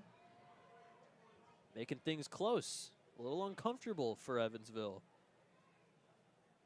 Looking to strike right back, though. Swung on and a foul tip into the glove of Beadle. That's strike 3. Mark Black goes down swinging. And that's out number 2, second strikeout out of the bullpen for Whitesell. And he got out of a jam trying to replace Isaac Milburn. Gets in this jam and is one batter away from possibly getting out of this one as well. Has to face off against Vyers, though. Hit a sharp line drive into the gap in his last at-bat. Scored Mark Black and made it 5-0 at the time. Misses low on the first pitch for ball 1.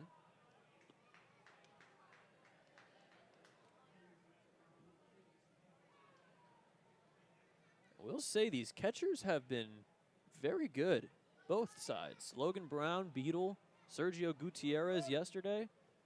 Very good defensively so far. A lot of good blocks. Haven't let a lot of balls get past them. There's a grounder over to third. Some weird spin, but the throw to first from Broussard gets Whitesell out of another jam. That's out number 3. So 2 runners reached with 1 out. Neither of them came around to score as we head to the top of the 6th. The Otters still lead it by 2 here on the Otters Media Network.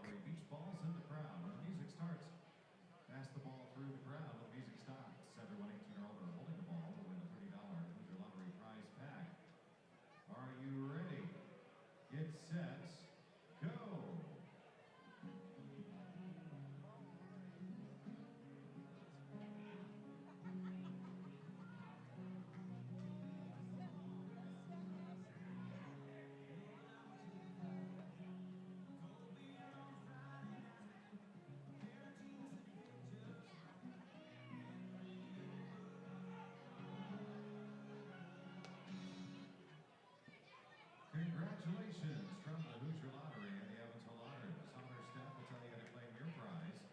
Must be 18 or older to play and win. Please play responsibly. And make sure you stop by your local Hoosier Lottery retailer to pick up your Mega Millions ticket for tonight's drawing. Mega Millions is estimated at $215 million. Must be 18 or older to play. Please play responsibly. Hoosier Lottery, champions of play. It is time for the United Fidelity Bank 6th inning. United Fidelity Bank, the experience you need and service you deserve since 1914.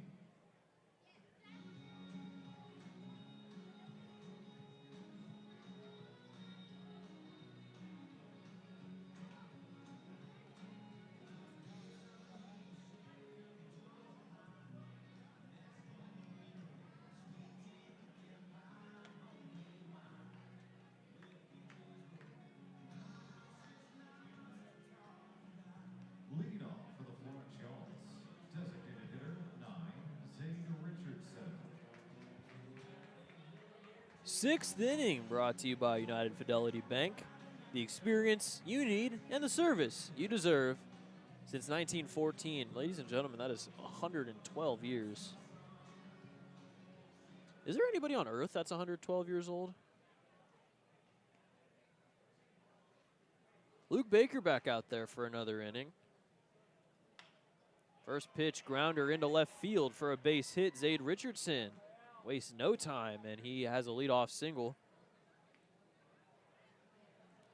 to start the top of the 6th inning.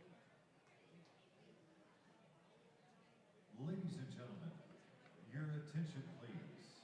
We're going to have a pinch hitter. Florence, 12. Brett Blomquist, So Marcus Brodell is out of the game, and he will be replaced by Brett Blomquist. Blomquist came in as a pinch hitter yesterday as well. Ended up walking.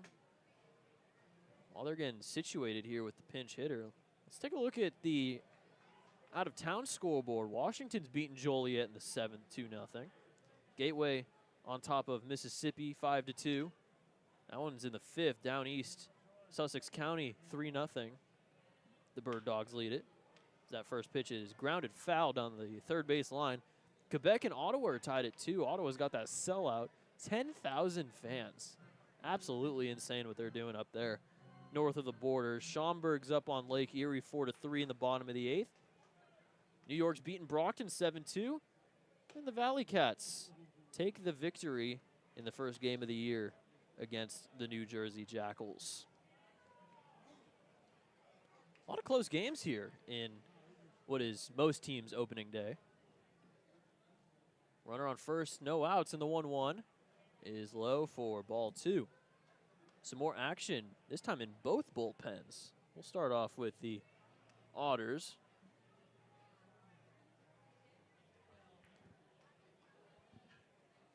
A little hard to see out there. Ripped up the middle past the dive of Jones into center field. Bobbled by Ponder, but no advance there. It's back-to-back singles to lead off the 6th inning. And Florence is in business yet again. Center fielder, 55, Jackson Tucker. Jackson Tucker in a big spot here. Blomquist comes off the bench and gets his first hit of the season. Now 2 on with nobody out.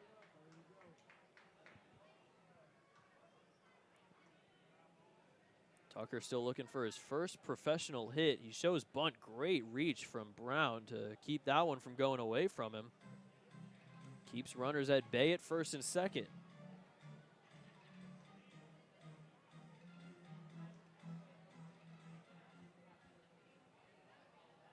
Andrew Garcia is in the bullpen for the Otters. 1-0. Shows bunt again, pulls it back, and it's 2-0. Baker not able to find the strike zone so far. On the other side for Florence, it's Blake Donnan who is warming up in the pen for the Alls. Tying run is on first here for Florence in the top of the 6th. 2-0. Bunt showed again, and he misses. Makes it 3-0. Walk loads the bases for Beadle.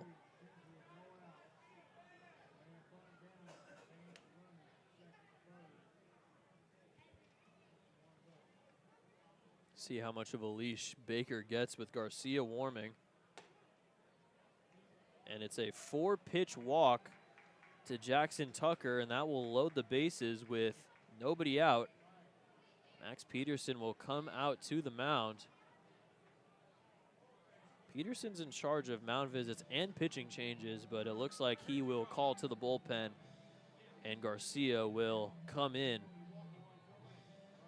The bases loaded, nobody out, and it's up to Andrew Garcia in his first Otters game to try and pull act of Houdini to get out of this with the Otters still up 2. We'll be right back here on the Otters Media Network.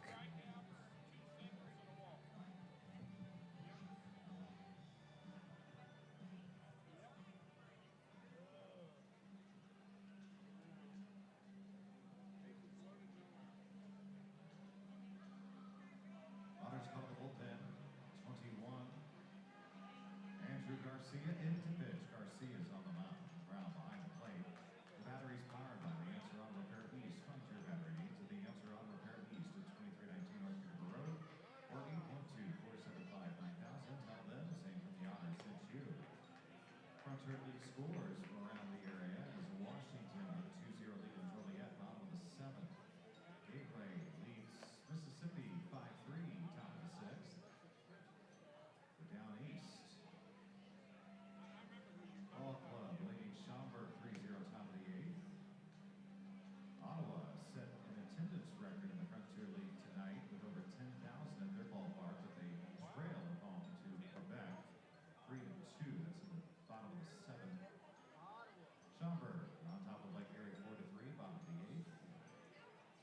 Bit of a sticky situation here for Evansville.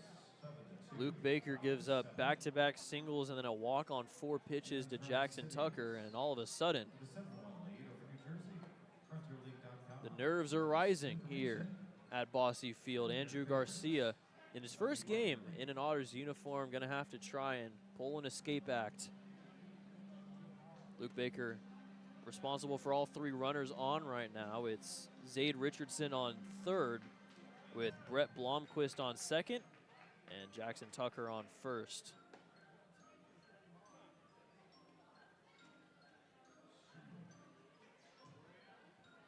Now the Florence offense finally getting back up to speed, and now they're looking to try and take this game back. Toby Hall conversing with home plate umpire Lucas Naley, trying to make the changes that he wants. Andrew Garcia, the native of Lancaster, California, played for 2 schools, both of which were in his hometown. Antelope Valley College from 2017 to 2019, then the University of Antelope Valley from 2020 to 2022. Lancaster just in the LA area, just north of LA. And we will have a pinch hitter coming in as well. So Beadle is out of the game, and coming in is Sergio Gutierrez. So both of these guys, the pitcher and the batter, coming into big spots here in the top of the 6th. Garcia pitches one way outside, and it's 1-0.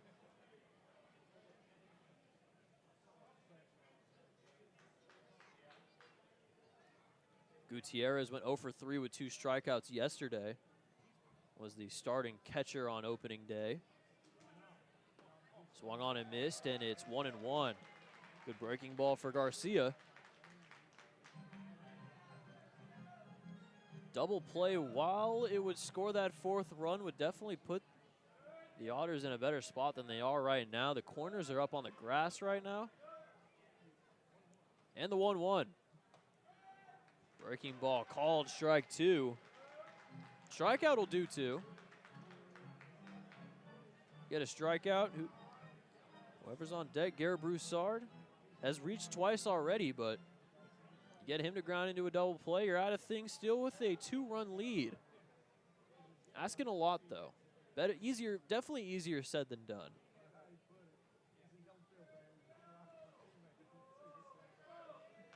One, 2. Outside on the fastball at 94. And it's 2-2. Nowhere to put him on a walk. That would bring in the 4th run and would only make things more scary.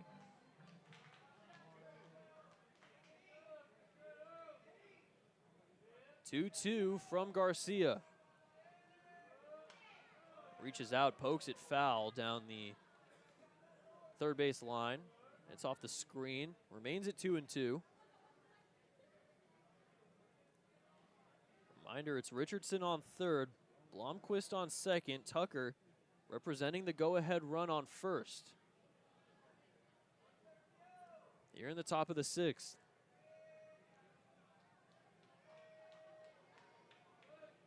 Two.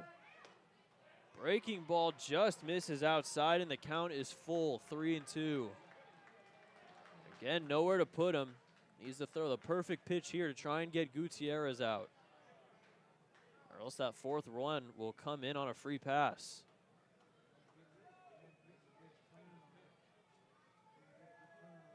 Payoff.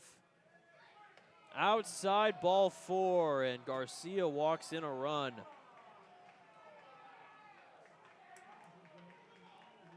Breaking ball just got away from him. Garcia walks in a run, and it's 5-4. The bases are still loaded with 1 out, or with nobody out. Sorry. Wish there was 1 out. That'll bring up Garrett Broussard. Hit a double in the 3rd, reached on an error in the 5th. 3 runs ended up coming in after that error. First pitch called, strike 1. And now the tying run and the go-ahead run are in scoring position Blomquist on third with Tucker on second. Now Gutierrez on first. 0-1. Popped up foul and a good pitcher's count for Garcia, 0-2. Instructions, use the best, never regret it.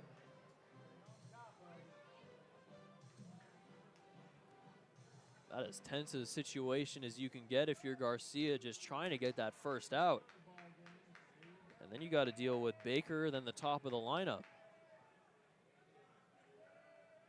0-2. Inside, backs up Broussard a little bit, and it's 1-2. Anything to the outfield. Possibility of tying the game up. They might even take the double play here if it means not giving up more than that one. That one's low, and it's 2-2. Garcia spent 4 seasons in the Pioneer League with 3 different teams: Great Falls, Voyagers, then the Missoula Paddleheads, and finally Yuba Sutter last season. 2-2. Fouled back over to the Y'all's dugout, and it'll remain at 2-2.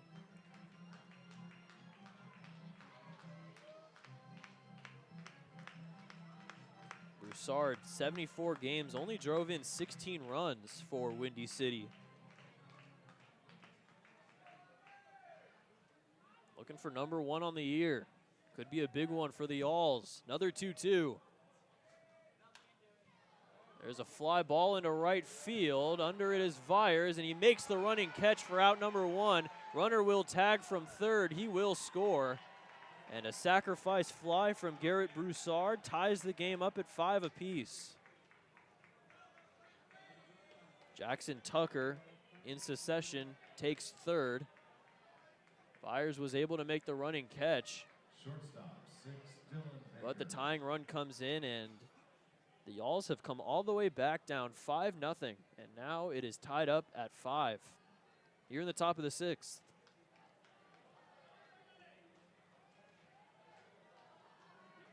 Middle infield can go to double play positioning, though, with 1 out. Just wants the tie.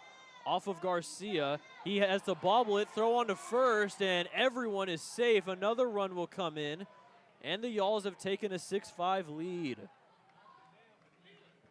Garcia couldn't handle the grounder. It bounces off of him, and then he can't grab the handle as Tucker comes in to score, and Florence has their first lead of the season and of the series. They're up by 1, 6-5, and it's now the top of the lineup. It looks like they might call that a base hit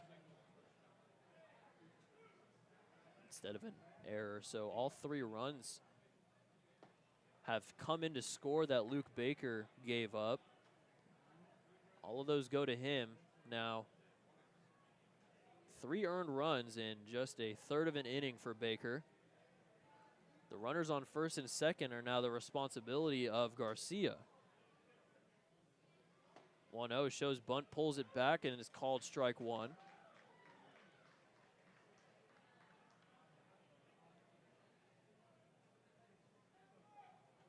This is the 3rd at-bat that Schoenfeld has taken with runners on first and second. And the only reason that there weren't runners on in the first at-bat is because he led off the game.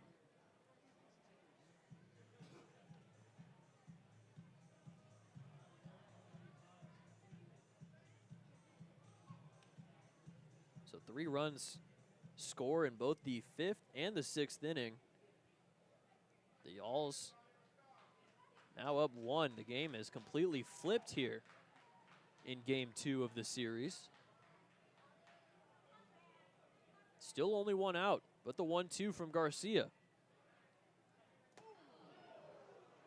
In the dirt, good scoop from Brown, and Schoenfeld jumped out of the way of that one. Almost hits him. Makes it 2-2. Garcia so far has done good at getting into the pitcher's count, but then it gets a little bit wild once he's there. Zeisler on deck. Schoenfeld already 2 for 3 today. Called strike 3, and a big strikeout for Garcia. His first, and Schoenfeld goes down looking.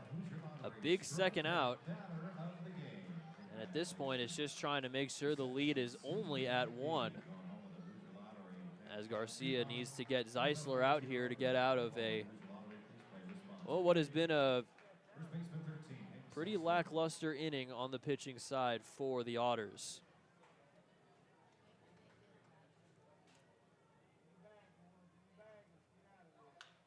Grounder down the first base line, foul by Zeisler.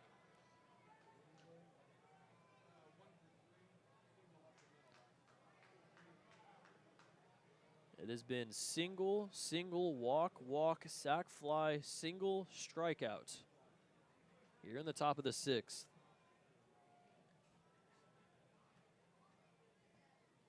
Oh, 1 fouled off the other way this time into the Y'all's dugout. And again, Garcia gets to that 0-2. See if he can finish things off here in the top of the 6th.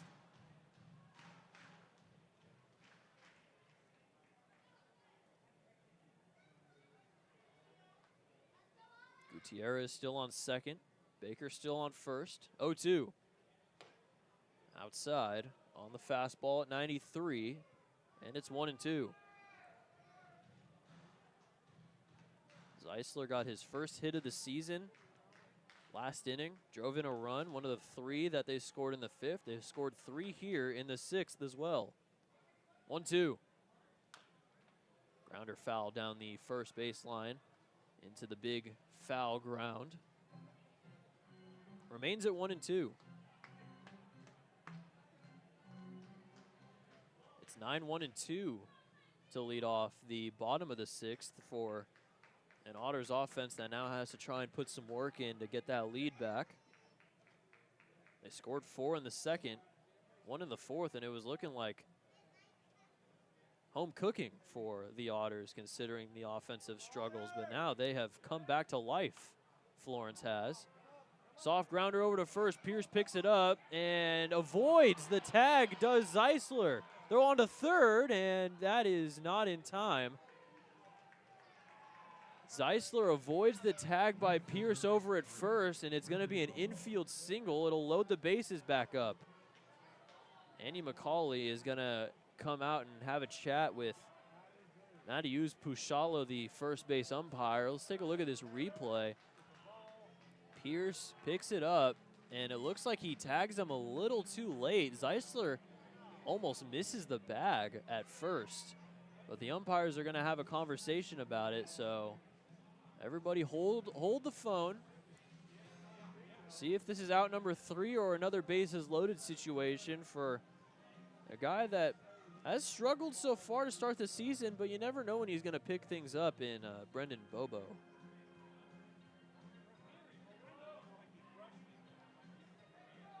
Lucas Naley, the home plate umpire. And they will call him safe. So Zeisler avoids the tag, gets the infield single.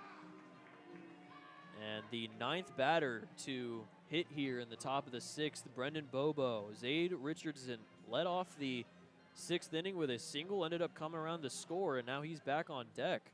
And the bases are loaded again. It's Gutierrez at third. Baker at second, now Zeisler at first. First pitch to Bobo is outside for ball 1.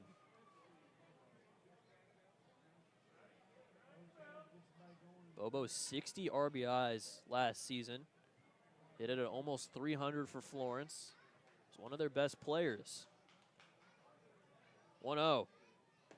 That one misses outside, and again, nowhere to put him here. A walk would bring in a 7th run.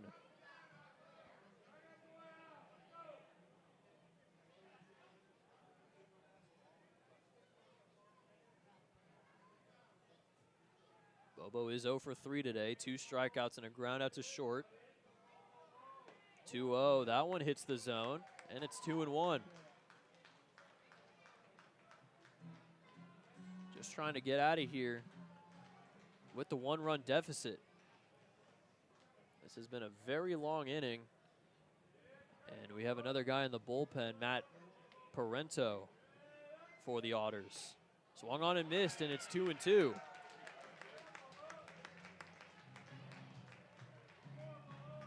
Seems as though Blake Donnan on the Florence side has been ready to go for a while now, but the Alls keep on getting batters to reach. It's possible we'll see him in the next half inning. 2-2. Swung on and missed, strike 3. Bobo strikes out for the 3rd time tonight.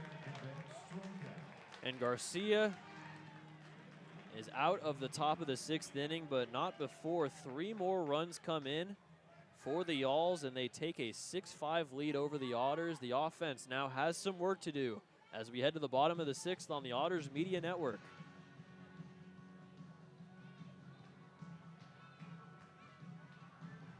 Time for the dance game. We need everybody to get up and show us those dancing moves. Our top dancer is going home with the prize. As we're excited to be here on a beautiful Friday night. Let's get to dancing. Find that best dancer.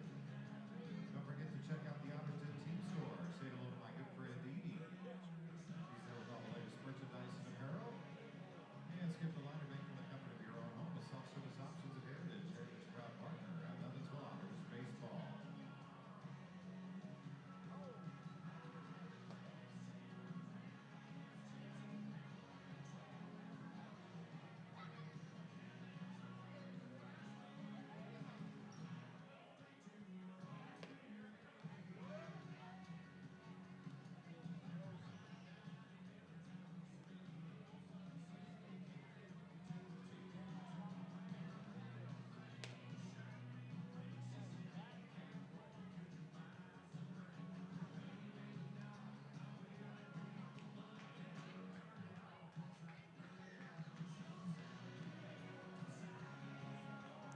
New pitcher on the mound for Florence, and it's brought to you by The Answer Auto Repair East. Find all your battery needs at The Answer Auto Repair East, located at 2319 North Green River Road, or give them a call at 812-475-9000.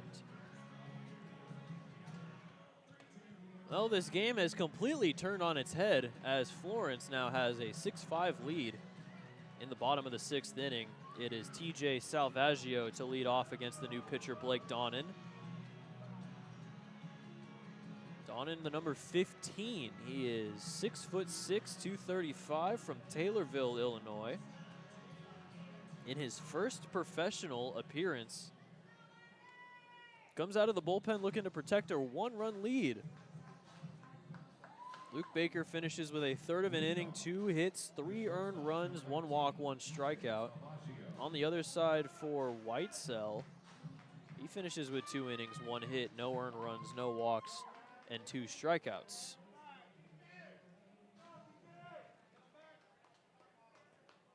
And before we even have a pitch thrown, we have a mound visit. That includes home plate umpire Lucas Naley. Well, let's relook at the out-of-town scoreboard. Wild things up 3-0 on the Slammers. Gateway still winning 5-3 in the 7th inning. Down East is winning 3-0 in the bottom of the 8th, but Sussex County does have the bases loaded with 1 out. Ottawa's up 4-3 on Quebec, and they have the bases loaded with nobody out. Schaumburg's up 4-3 on the Crushers in the 9th. Brockton is down 7-3 against the Boulders in the 8th. And then again, the Tri-City Valley Cats won their game against New Jersey. First pitch to Salvaggio, hits the zone for strike 1. Donnan had a 8.29 ERA in 42 1/3 his last collegiate season last season with Bellarmine. That one misses for ball 1. Most recently played for the Frederick Keys of the MLB Draft League. Frederick Keys are now part of minor league baseball. They're in the Orioles system, and they have been replaced in the draft league by the Aberdeen Ironbirds. Interesting how that works. You just switch with a team, and all of a sudden you're a minor league affiliate. Grounder over to second. Schoenfeld tosses it to first, and that's out number 1.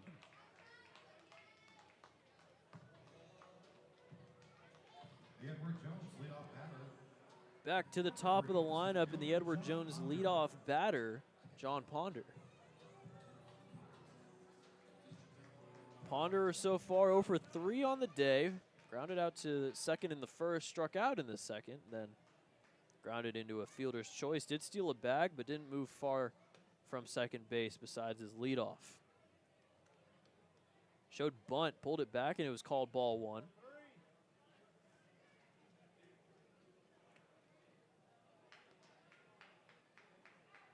Last season was Donnin's second year at Bellarmine. There's a blooper into the gap, left center field. That'll drop in for a base hit. So John Ponder gets things going at the top of the order. He has a hit in both games this series. The second baseman. Pretty much to the same place, except just a little bit more shallow. Hits the single, and Amani Jones is up with a man on first and 1 out.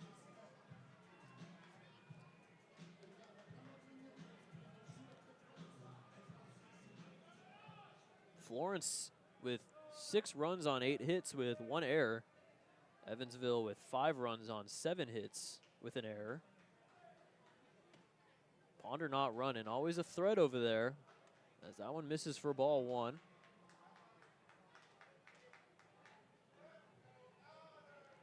Ponder with Georgia Gwinnett, 65 stolen bases. 37 for 44 in 2023 after he redshirted in 2024.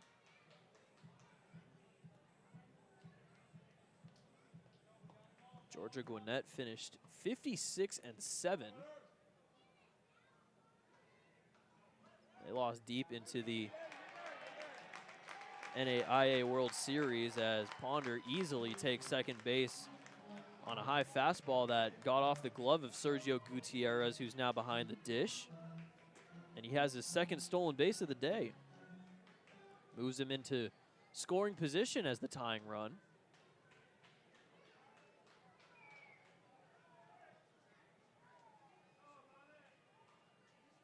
(2-0). Grounder over to first. Zeisler has it. He'll run over to the bag and tag it for out number 2, but Ponder moves over to third, so a base hit from Pierce could bring in that tying run. Tie things back up at 6. Jones with the unassisted ground out to first, though.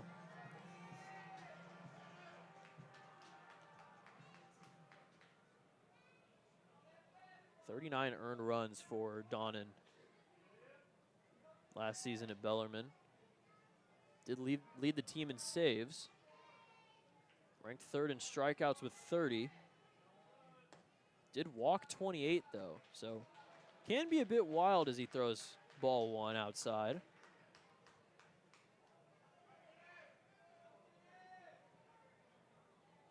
Pierce has been very good, but last 2 at-bats has flown out to Brendan Bobo.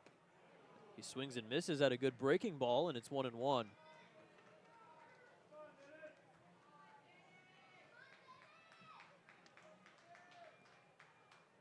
Crowd antsy to try and get that tie game back. Pierce does already have a home run. Swings and misses at a pitch in the other batter's box. Another great breaking ball for Donnan, and it's 1-2. Strike away from keeping the Yawls up by 1.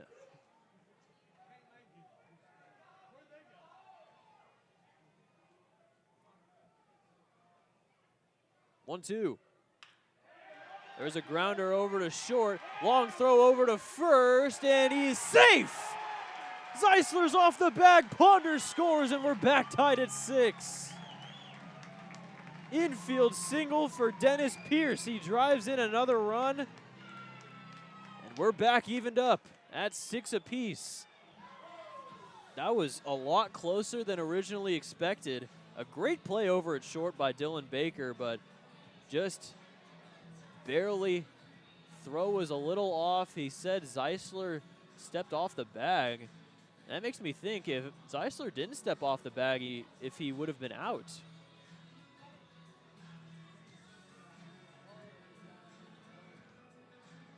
Either way, we're not even going to have an umpire chat about it, so it will be determined as an infield single and an RBI single at that for Pierce. Ponder sneaks in through the back door, and now it's Logan Brown. Good piece of two-out hitting yet again. Mentioned earlier that every run, all 5 of them yesterday, were with 2 outs, and that included the Pierce homer, and now he gets another clutch hit with 2 outs to tie the game back up at 6. Logan Brown takes ball 1.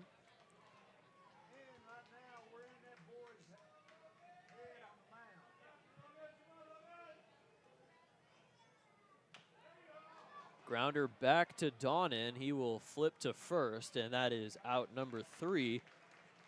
But the Otters get one back, and they've tied the game back up at 6. We head to the 7th in a close one on the Otters Media Network.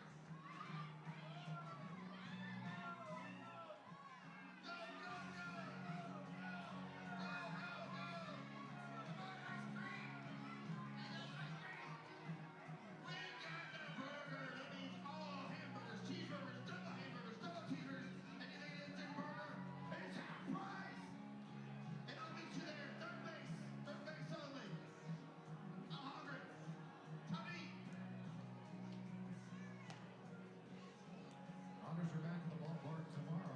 Superhero night. Dress up as your favorite superhero. We'll have a costume contest with exciting prizes, including a season ticket for the remainder of the 2026 regular season. It's a great prize. Tickets at EvansvilleOtters.com for Superhero Night. Wear your favorite costume. Get season tickets for the rest of the year.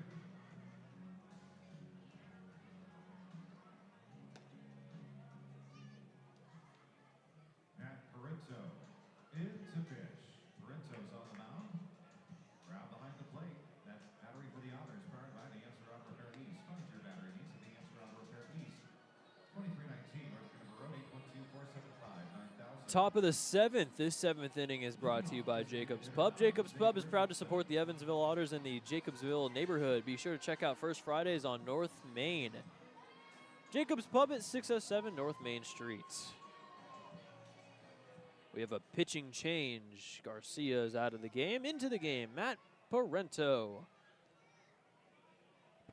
Parenteau, his first bit of pro baseball coming here in a very, very big spot. Tied up at 6. Having to face Zade Richardson to start off, then Brett Blomquist and Jackson Tucker. After the onslaught of runs have brought it to 6-6. First pitch misses a little high for ball 1 against Zade.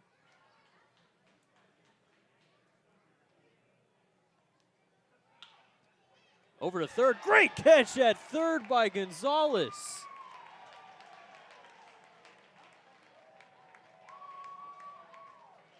That's tonight's Precision Pest and Wildlife catch of the game.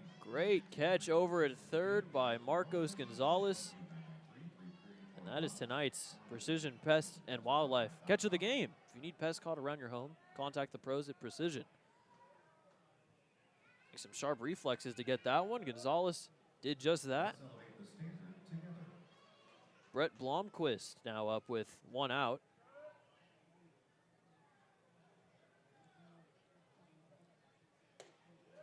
This is the second baseman, 12. Brett Blomquist batting. 2-0 for Parenteau. Murray State last season. 19 1/3, that's outside, and it's 3-0. Blomquist hasn't gotten to pitch to hit quite yet.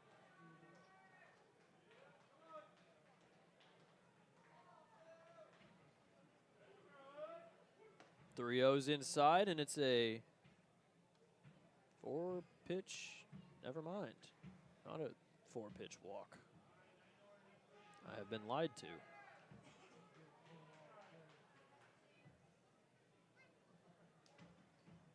Swung on and missed.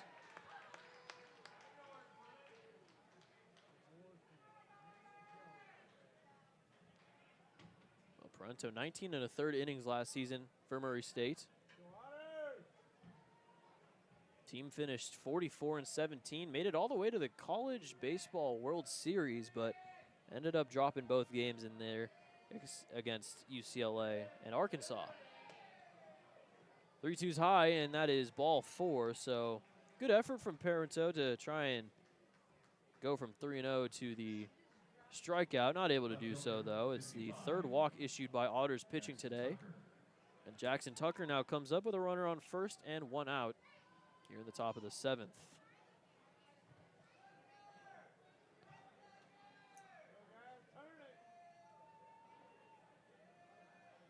First pitch inside against Tucker, and it's ball 1. Tucker 0 for 2 so far. Flew out to short over where TJ Salvaggio stands. And grounded out to him in the 5th, then walked in the 6th. Ended up coming around to score one of those 3 runs. Throw back to first. Back in there safely is Blomquist.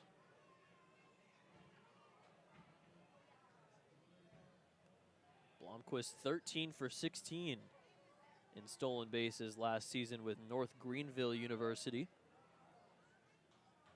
1-0 pitch. Ripped down the right field line, foul over to the Otters bullpen as they scatter to try and avoid getting hit.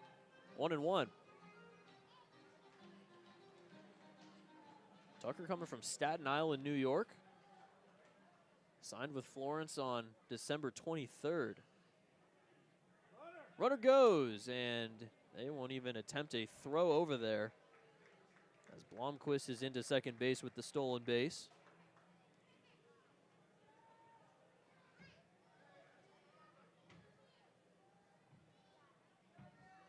Two and one now to Tucker. Go ahead, run in scoring position. 2-1's ripped down the right field line, this time in the air, and it goes foul. Makes it 2-2. Tucker not too much of a home run hitter. 1 home run last season in 53 games.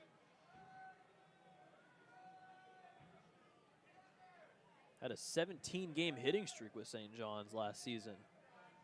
Hit 288. 2-2. Just misses. A little low, and it's a full count. Tucker looked like he might have been ready to go back to the dugout after that. It was very close. 50-50 call. That fastball at 94.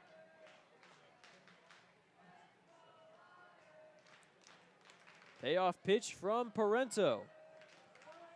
Throw back to second is one hopped over to Jones, who I guess Parento realized that there was nobody covering a little bit halfway through his throw back and didn't throw it at the max speed in order to stop it from going into center field, possibly advancing.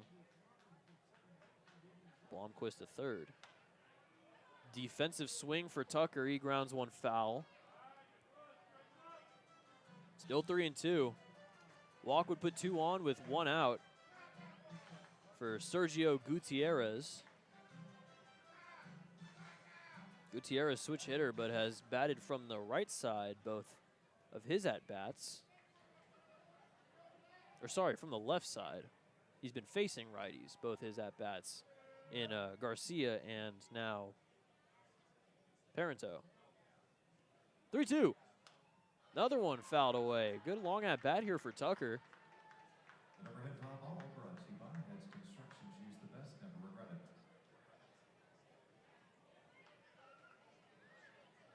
Mound visit here as Logan Brown comes over. Have a chat with Parento.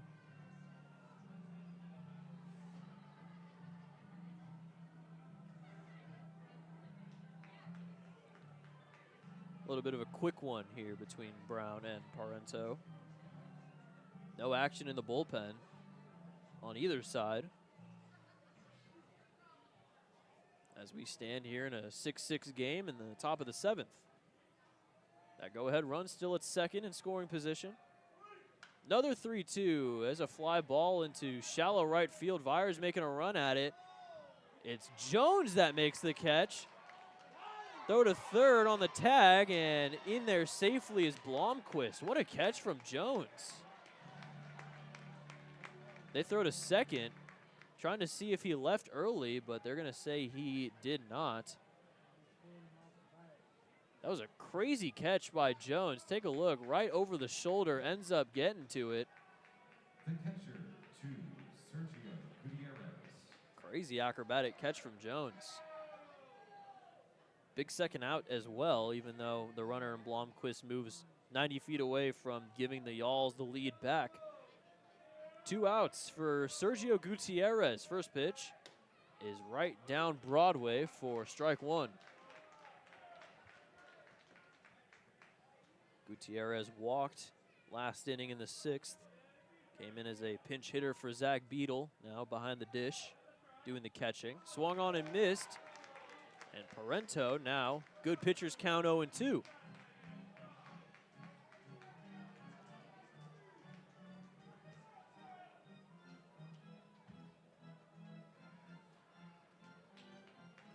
Gutierrez, Frontier League All-Star in 2024. Left Florence, played in the Atlantic League, came back now for 2026. Go ahead, run it third, but an 0-2 here with 2 outs. Tries to get the outside corner, but just misses, and that's ball 1. About as close as you can get there. 93 on the fastball.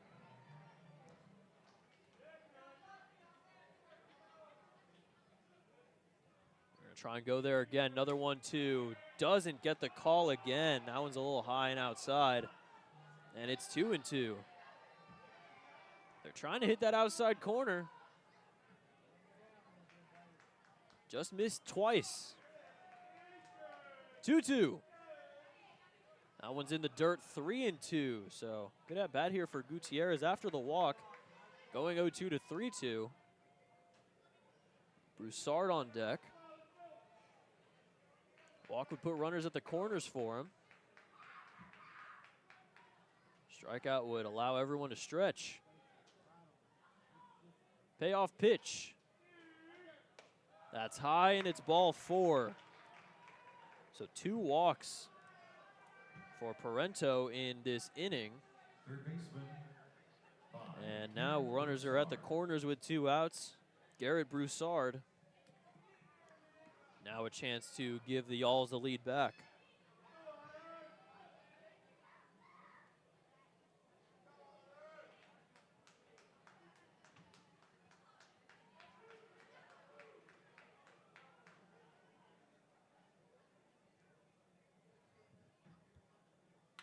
First pitch grounded up the middle. Salvaggio has it, flips to second, and they get out number 3. Some more great defense at short by TJ Salvaggio. And it gets Parento out of the jam. We head to the 7th inning stretch here at Bosse Field. 6-6 on the Otters Media Network. Here we go. Take me out to the ball game. Take me out to the crowd. Buy me some peanuts and Cracker Jack. I don't care if I never get back, and we'll root for the Otters. If they don't win, it's a shame. For it's 1, 2, 3.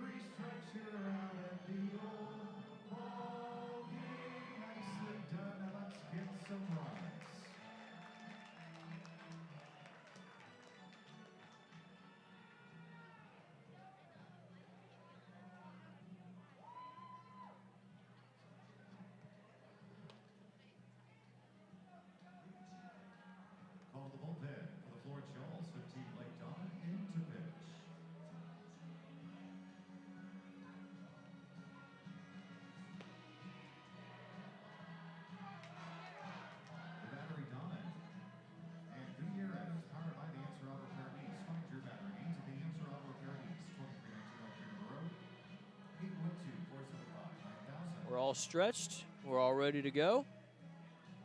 Good. Good, I'm glad, because it's a close one here. 6-6, heading to the bottom of the 7th. Blake Donnin's back out there for another inning of work. Gave up the tying run last inning. Toby Hall trusted him to try and get through this 7th with the game still tied. He'll face off against Marcos Gonzalez, Dakota Phillips, and Mark Black. The 5, 6, 7 batters in the order. Again, next 500 fans at the Lick's Deli and Ice Cream Chill Zones will get free ice cream. The next 500 fans. Don't run anybody over. Gonzalez had a bit of a scary situation in his last at-bat. Got hit by a pitch, was kind of down on the ground, wreathing in pain for a little bit, but ended up staying in the game. Vance the second didn't really get too much farther than that. He is 0 for 2. First pitch right down the middle for strike 1.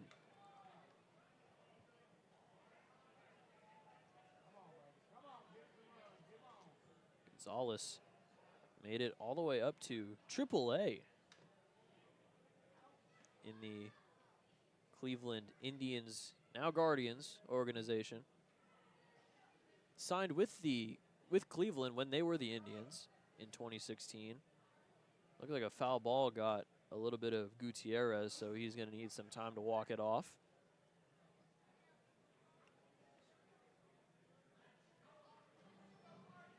He played with the Columbus Clippers AAA for Cleveland in 2023. 15 games with Columbus before getting released, but he was teammates with pretty much like half of the Guardians roster now. David Fry, Kyle Manzardo, Bo Naylor, John Kenzie Noel, Brian Rocchio, Daniel Schneemann, George Valera. If you're a Guardians fan, you know all of those names.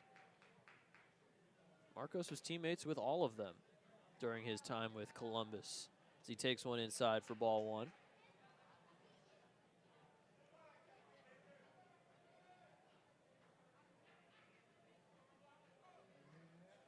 1-2. Off the end of the bat, popped up in a shallow center field. It'll be Shaney Felt. Calls everyone off, makes the catch, and that's out number 1.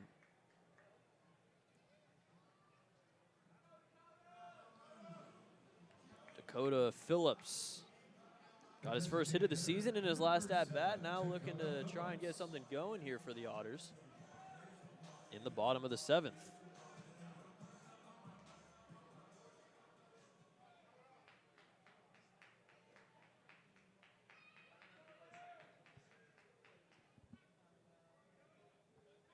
Phillips swings and hits a foul tip. Another one off of Gutierrez.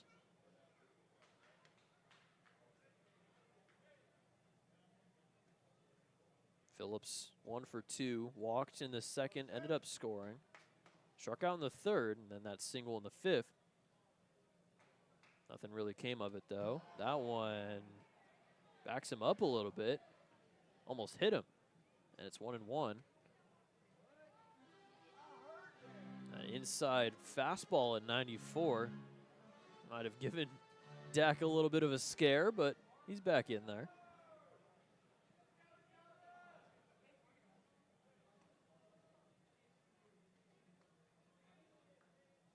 The 1-1 just misses low, and it's 2-1.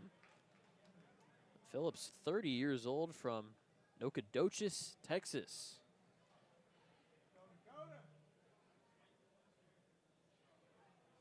Very well known here in the area. 2-1. That one hits the outside corner, and it's 2-2.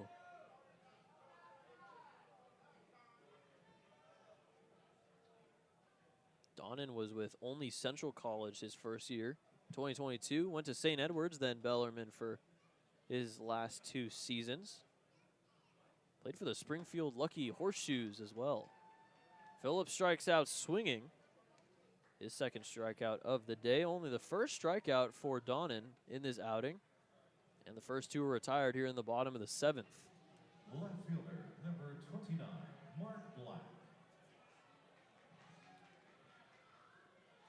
Mark Black ready to go for his fourth at-bat. Though technically a third.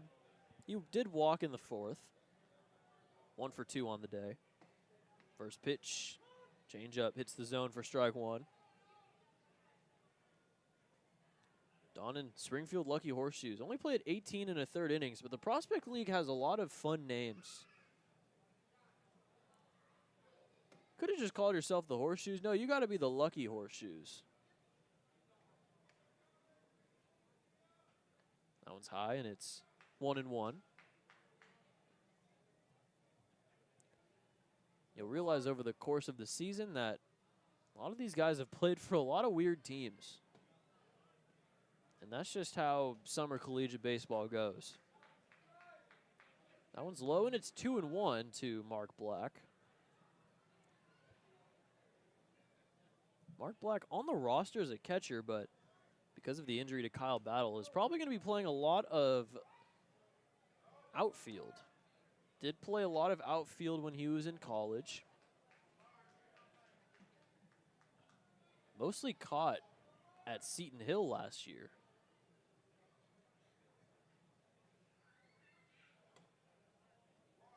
And Mark Black will take ball 4. That's Deerhead Sidewalk Cafe and Bar. Deerhead Sidewalk Cafe and Bar. Fourth walk of the day for the Otters. First walk given up by Donnan. Number 11, Jordan Byers. It's Jordan Byers coming up. He's driven in a run already. Hit an RBI double to make it 5-0. Obviously, looking at the score now being 6-6. That lead did not last very long. But Otters, chance to get their lead back here. Runner on first, 2 outs. Ball 1 to Jordan.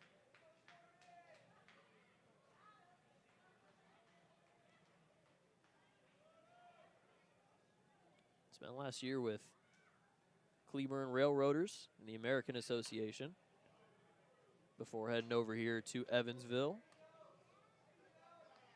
Fouls one off, and it's 1-1.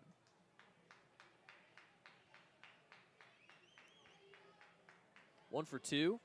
An RBI double, also got hit by a pitch in the second inning, came around to score. Outside, called ball 2.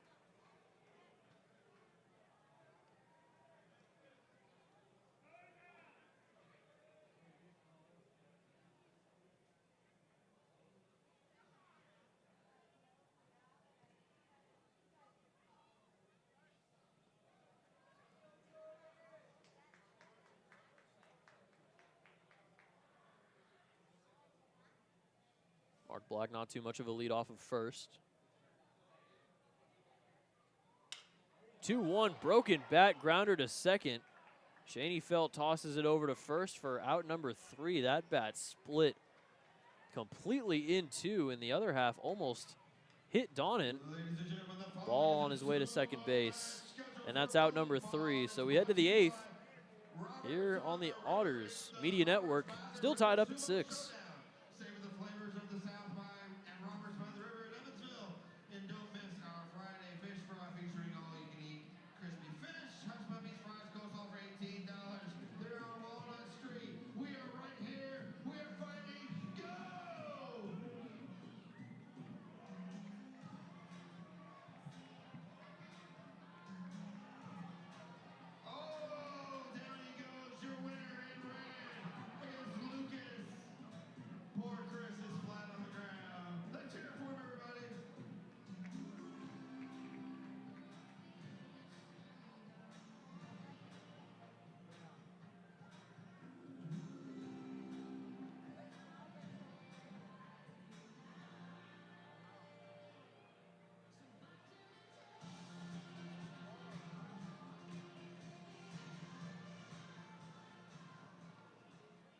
Otters from the bullpen. David Eckes in to pitch. Eckes is on the mound, ground behind the plate. Batteries powered by the Answer Auto Repair East. Find your battery needs at the Answer Auto Repair East. 2319 North River Road, 812-475-9000.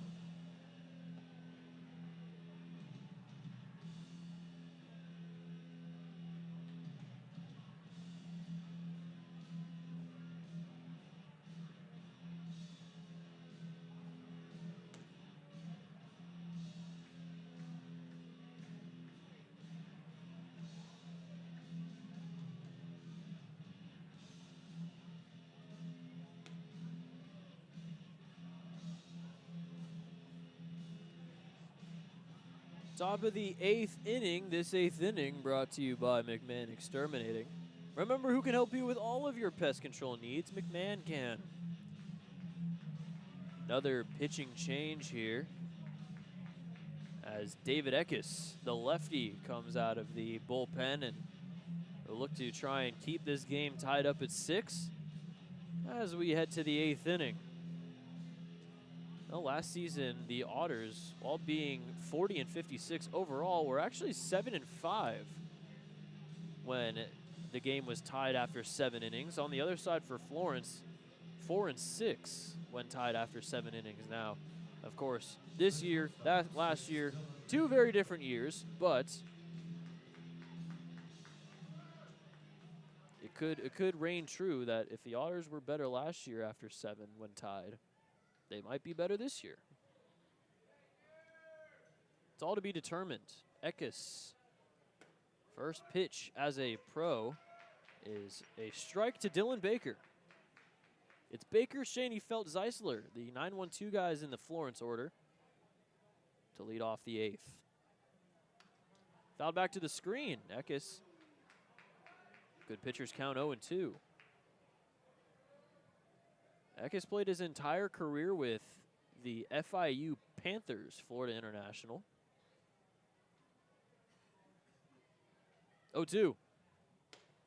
Breaking ball misses outside, and it's 1-2. Last year with the Panthers, he was pretty good, pretty decent. 32 1/3 innings out of the bullpen for him. Gets the sword. Swung on and missed for strike 3, and a good start for Eckes in the 8th. Gets Dylan Baker to go down swinging, and that's out number 1.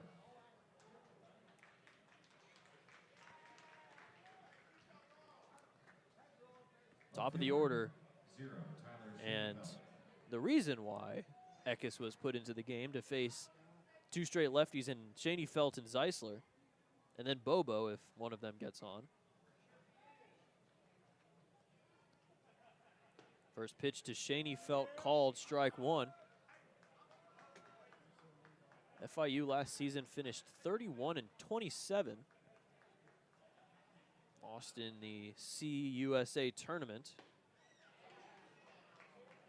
Another half swing. Shaney, Felt,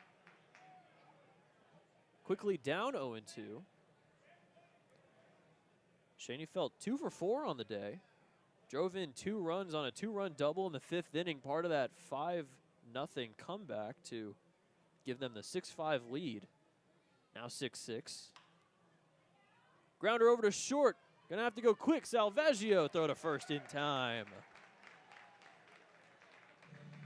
Out number 2. Some great defense being played by TJ Salvaggio over at short. Can't mention it enough how good he's been on the defensive side to help the Otters stay in this one.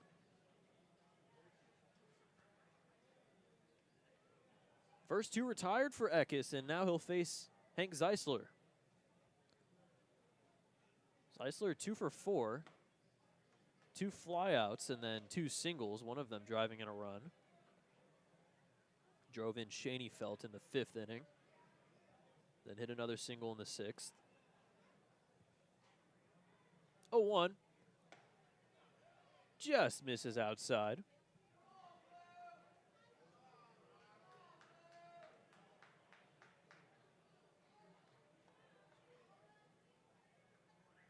These two teams tied at 6-6 against each other last season. All time, the Otters have a slight edge. 144 wins and 140 losses. And that's going back to the Johnstown days. Technically, Florence came to the Frontier League earlier than Evansville did. They were the Erie Sailors. They've switched names multiple times. The Otters have just stayed the Otters. 1-2. Just misses. A lot of close calls here, and it's 2-2.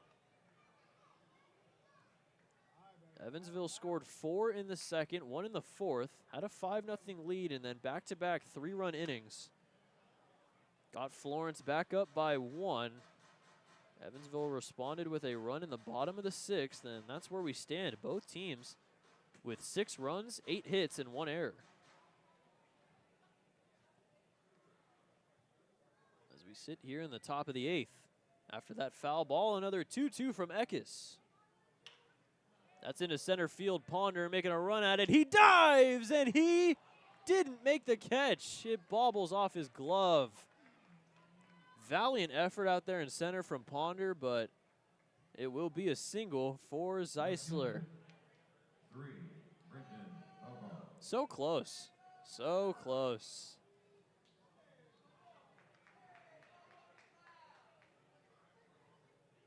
But it will be a single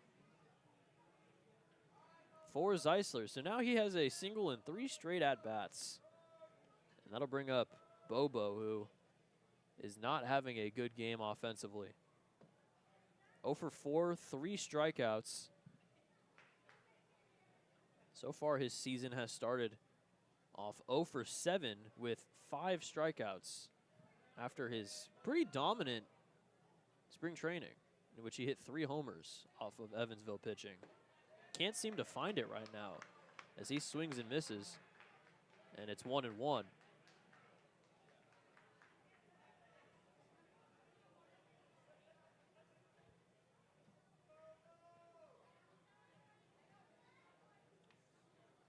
Runner on first, 2 outs. And Bobo gets hit on the helmet with a pitch, so he will take first. Zeisler will move to second. And now there are 2 on with 2 outs. Luckily for Bobo, that was a breaking ball, so it didn't do too much damage to him.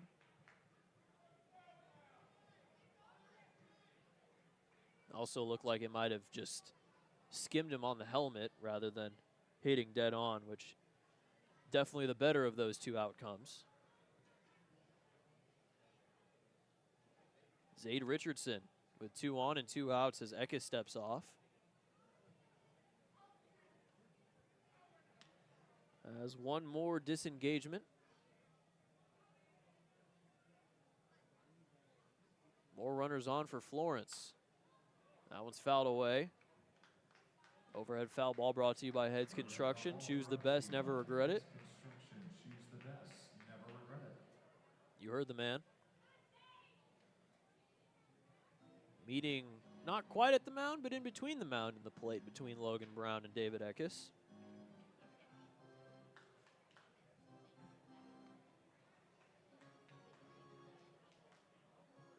Cohen Wilbanks on the 7-day IL, so the 2 catchers on the roster are Logan Brown and Mark Black, and Mark Black is now being the replacement for Kyle Battle after his injury. So we're going to see a lot of Logan Brown behind the dish to start off the season. Eckes now, good pitchers count 0-2, trying to keep the game tied up at 6.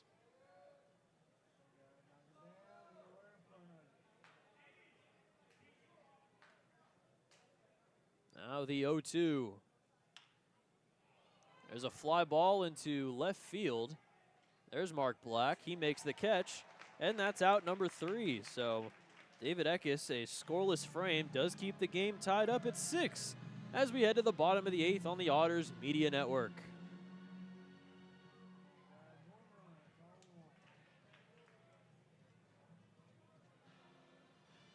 Otters fans, it's time for the Legend Sip, brought to you by A-Zip Pizza. We've got Benjamin Bossy, F.J. Wrightson, William Henry Harrison down the left field line. They'll be racing around the warning track over here to the right field line. The one that wins reigns supreme.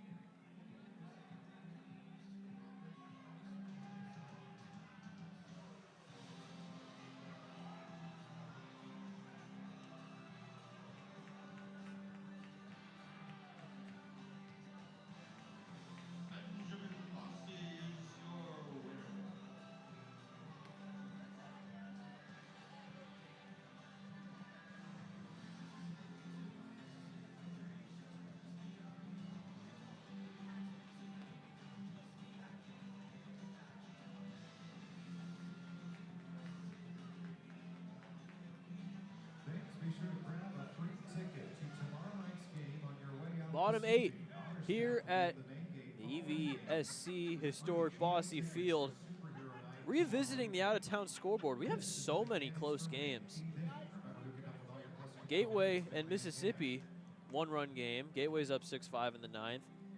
Sussex County just came back, scored 3 in the 9th to walk it off on opening day against Down East.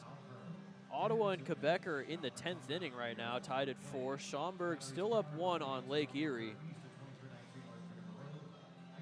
And then New York ended up beating Brockton, so Brockton's up at 1-1. Same with the Boulders.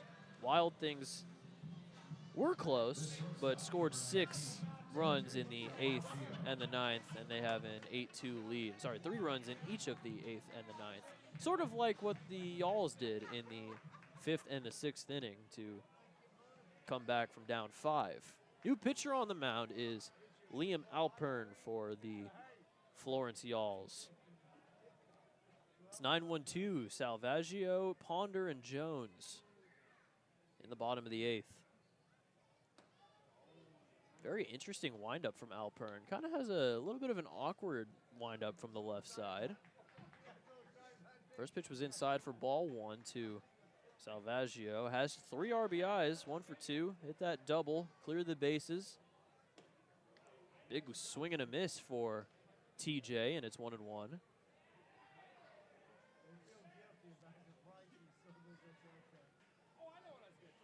Alpern first professional game as well. A lot of debuts in this series.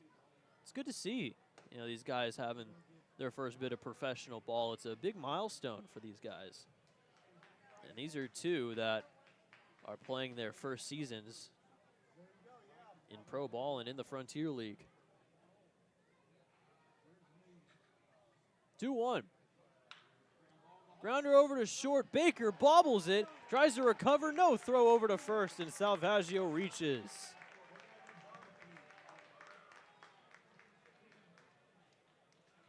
They're going to call it a base hit. Salvaggio chugging down the line. Baker couldn't get the handle. And the leadoff man reaches here in the bottom of the 8th.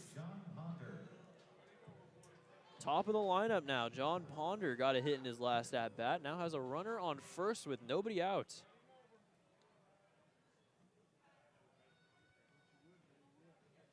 First pitch from Alpern. Bunt showed. He fouls it all the way onto the roof. Overhead foul ball brought to you by His Construction. Choose the best, never regret it.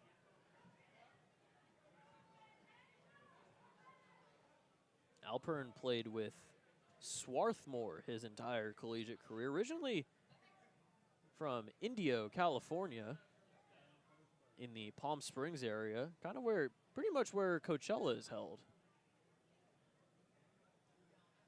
0-1. Bunt showed again, and he kind of backs him up a little bit. Almost hit him on the very inside pitch, and it's 1-1. The Alls know the strategy, so the third baseman, Broussard, is up on the grass. Zeisler covering at first. He'll move up there as well. Bunt drop down. It's a good one. It will advance the runner. Throw to first is in time. And Salvaggio advances to second base. A good sack bunt for John Ponder.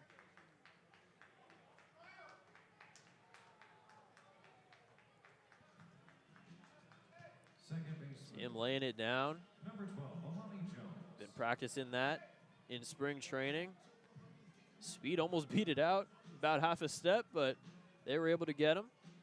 And now it's up to Amani Jones to try and get him in and give the Otters a 7-6 lead.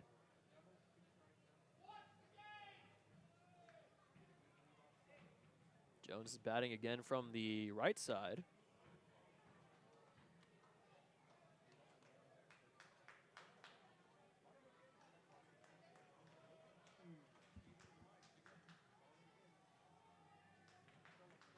First pitch misses for ball 1.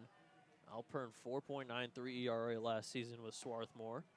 He throws a strike at 89, and it's 1-1. Swarthmore is just outside of Philly, so he's a pretty long ways away from home. where he spent his collegiate career. 1-1. Inside, called a strike. That's not going to get a good reception from the fans here. Looked like it backed up Amani a tad, but still called a strike, and now it's 1-1. Here's the pitch. Breaking ball almost eats him up a little bit. Jones does get a piece of it, fouls it back to the boards, and it's 1-2. Salvaggio on second base with one out. He's representing the go-ahead run here in the bottom of the 8th. Still tied up at 6. Pierce on deck. 1-2. Grounder over to short. Salvaggio will advance. Throw on to first from Baker is in time, and that's out number 2. So now the go-ahead run 90 feet away in TJ Salvaggio, and Dennis Pierce is looking to try and bring him in. He's 2 for 4 again today.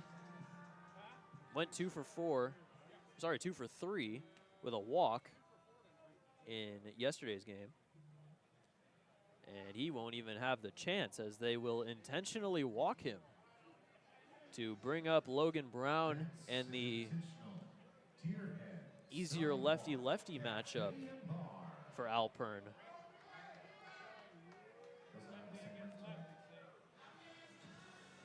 The catcher, number 28, Logan Brown.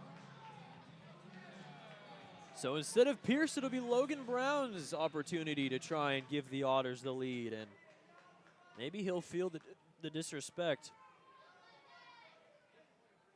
of intentionally walking to get to him. First pitch misses just outside, and it's 1-0.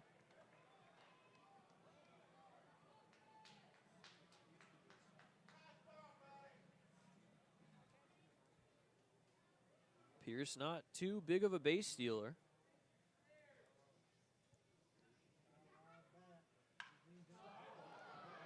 Popped up right field. Brown got under it. And it will be Tucker in center field to make the catch for out number 3. So we will head to the top of the 9th inning with the game still tied at 6. So if the Otters want to win, it will be in walk-off fashion. As we head to the 9th on the Otters Media Network.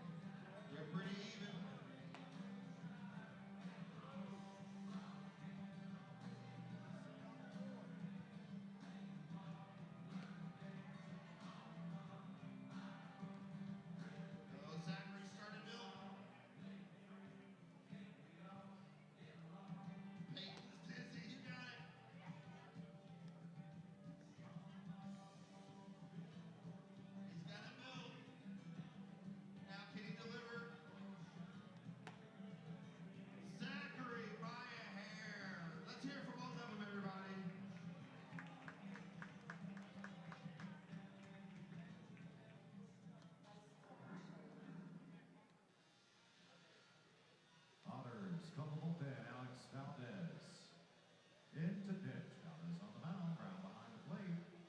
Powered by the Answer Auto Repair East. Find your battery to the Answer Auto Repair East. 2319 Ripken Road, 812-475-9000. Second baseman, 12, Fred Longquist.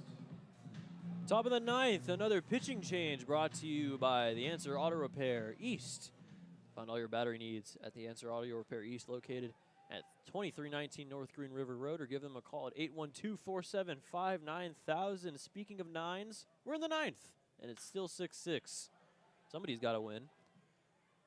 First pitch from the new pitcher, Alex Valdez, is fouled off by Brett Blomquist. Alex Valdez, another returner for Evansville. And he's quickly ahead of Blomquist, the leadoff man in the ninth, 0-2. 3.4 ERA in 45 innings last season.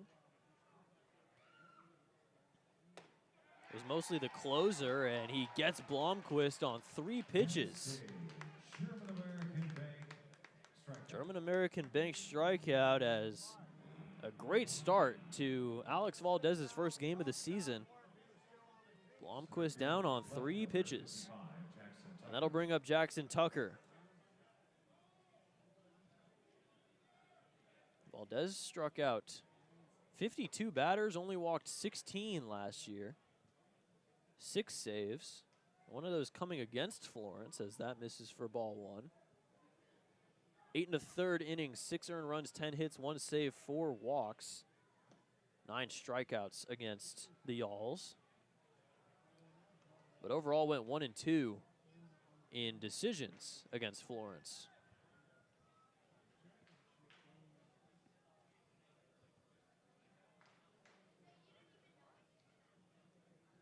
Timeout called by Tucker, 2-0. After the 0-2 quickly against Blomquist, it's 2-0 against Tucker. And now it's 3-0 as that one misses inside. Straightens up Tucker just a tad.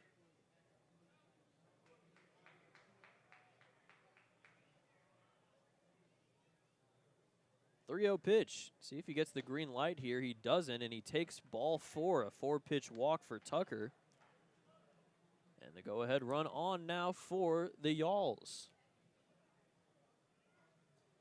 2, Sergio Gutierrez. Sergio Gutierrez will step up. 1 out, man on first. Came in as a pinch hitter for Zach Beadle and has walked twice.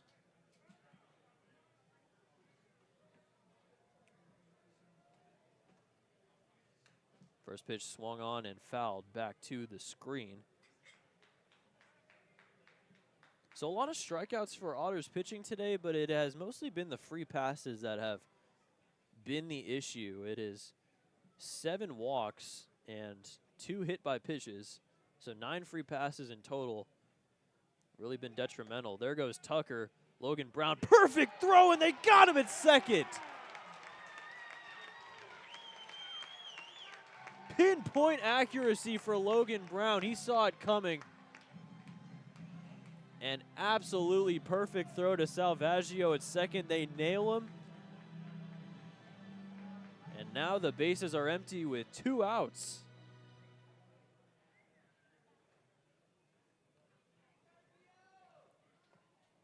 That one misses in the dirt. 2-1. Talk about clutch defense for Logan Brown. He knows the catcher position well. An absolute dart over to second base.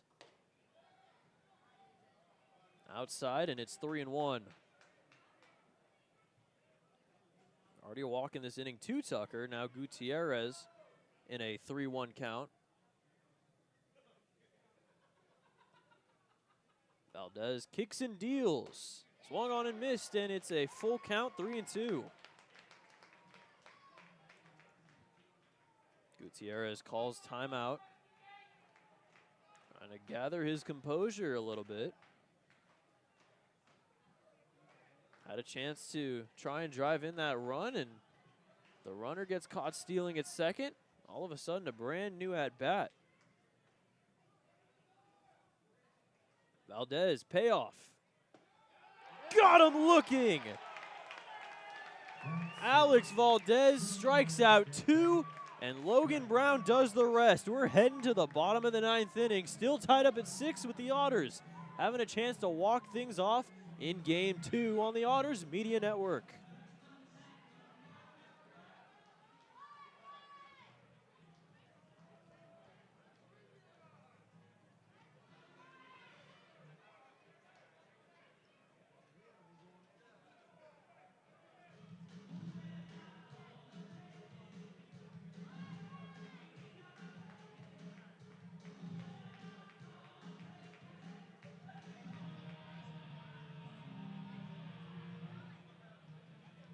Get the liner made from the comfort of your own home with self-service options at Heritage. Heritage, a proud partner of the Evansville Otters.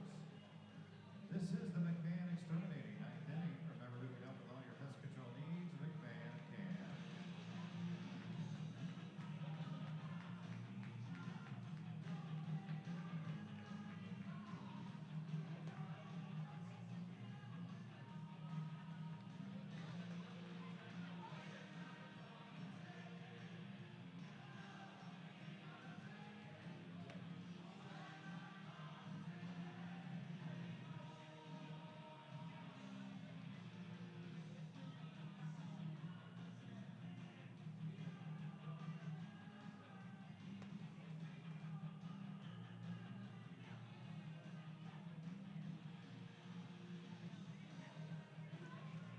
Bottom of the ninth inning. Well, you saw a no-hitter yesterday. A walk-off might be just as good. Might be just as good. Otters trying to start 2-0 on the year. They're the three guys that are coming up for Evansville. Marcos Gonzalez leading it off with Dak Phillips batting second, Mark Black batting third. Trying to give the Otters their second win in 2 games. Maybe trying to induce some more heartbreak on the side of Florence. Liam Alpern back out there for another inning. Big spot here as Gonzalez swings and misses for strike one.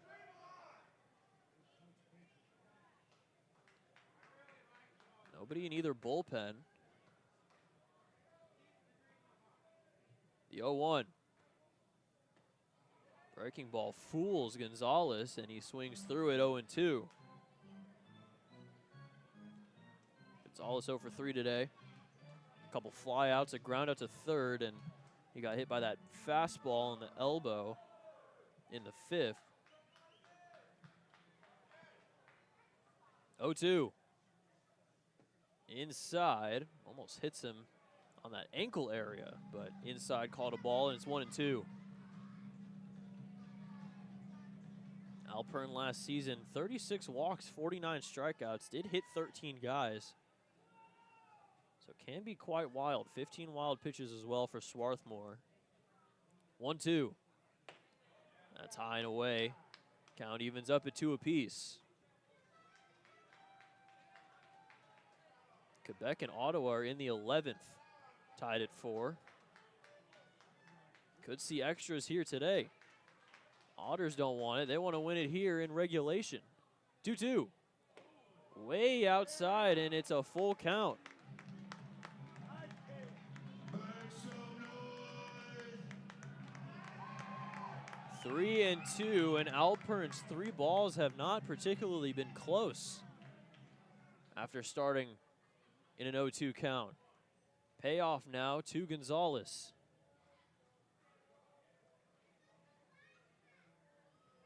Inside, and that is ball 4, a leadoff walk, and the winning run. Marcos Gonzalez is on first.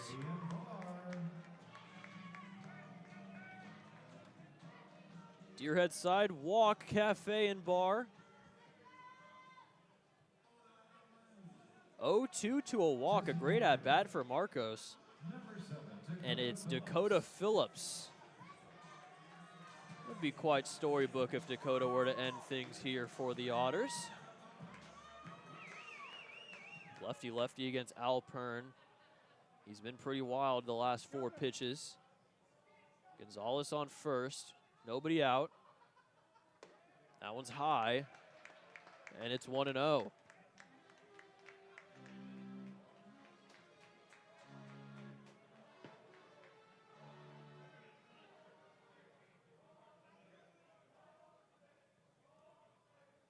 Shouting ball 6 at Bossy Field, and it is called a strike,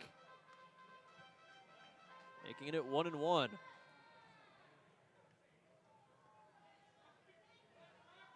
Zeisler covering Gonzalez over at first.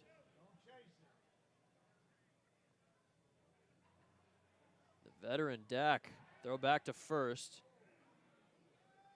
Alpern a little bit of a slower pickoff move to first as Gonzalez got back there with plenty of time. Phillips leads the team in the franchise in career RBIs, 227. 1-1. Breaking ball misses just high, and it's 2-1.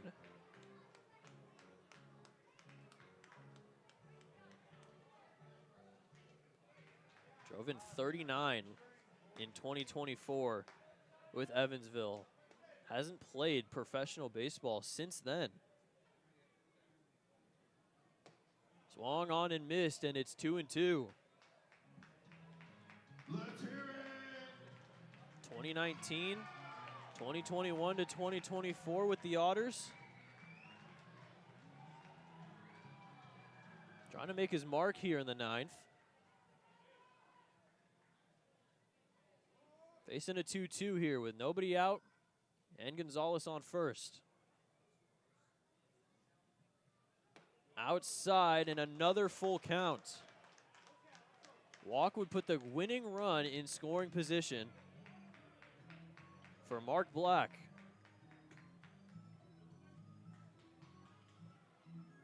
Mark Black, the lefty on righty matchup, could play into his favor. The 3-2. Swung on and missed, strike 3. First strikeout for Alpern as he gets Phillips swinging. And that is out number 1 in the bottom of the 9th. The left fielder, number 29, Mark Black. And now it is Mark Black. Trying to play hero here for the Otters. From a guy with 6 years of professional playing time to a guy with 2 games.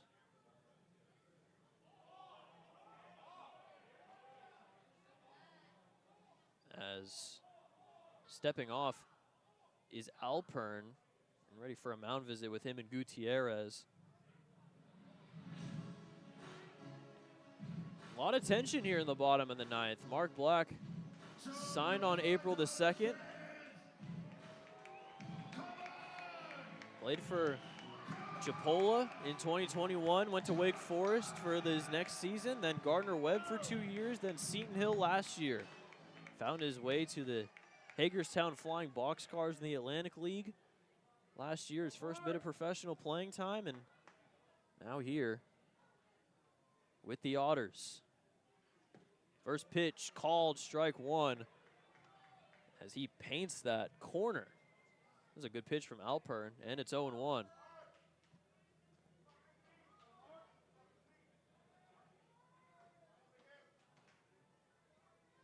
Gonzalez still trying to find his way to advance that 90 feet, leading off first. That misses low, and it's 1-1. Still have to watch out for the wildness of Alpern. Potential wild pitch would put Gonzalez in scoring position. 1-1 fouled away. That overhead foul ball is brought to you by Heads Construction. Choose the best, never regret it. It's Jordan Vyers on deck. Then the bottom of the order in TJ Salvaggio, who's already kept them in this game defensively. The 1-2. Called, strike 3 on the inside edge. Back-to-back strikeouts for Alpern, and there's 2 outs in the bottom of the 9th. The right fielder, number 11, Jordan Vyers. Jordan Vyers now with 2 outs and a man on first. A good bounce back from Alpern after walking the leadoff man to strike out the next 2 he sees. And now gets the lefty matchup in Vyers. First pitch. Good breaking ball, hits the zone for strike 1.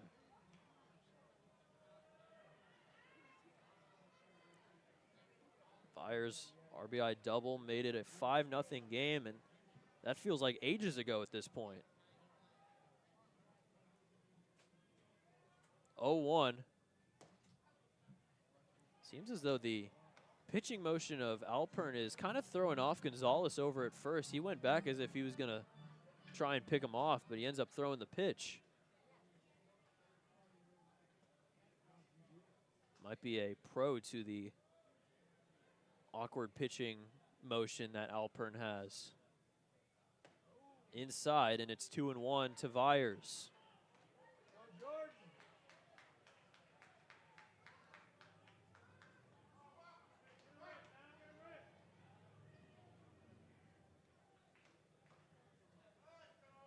Viers hit that double off of a lefty and Isaac Milburn back in the fourth. Swung on and missed, and it's 2-2. Alpern 1 strike away from getting this thing to the 10th inning. Let 'em hear it, everybody! Keep it going! Bossy Field starting to make some noise.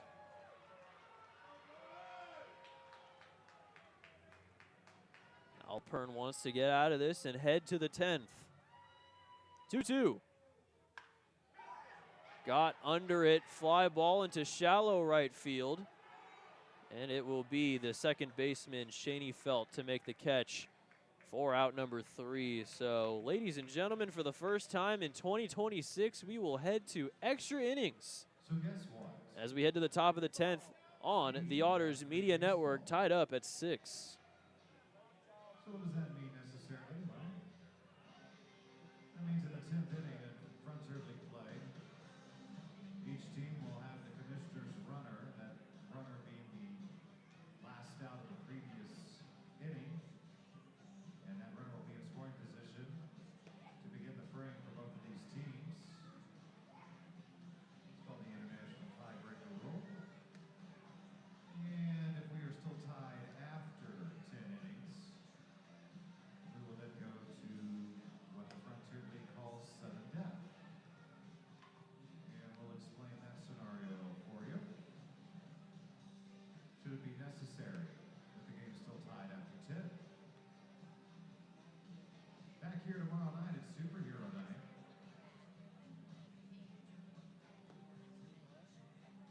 Gates will open at 5:30.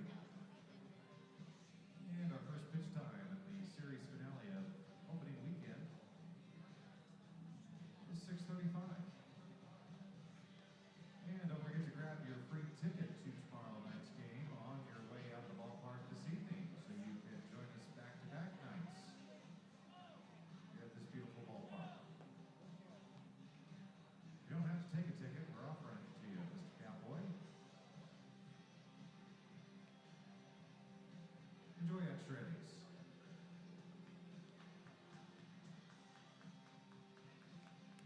Third baseman, 5, Garrett Broussard.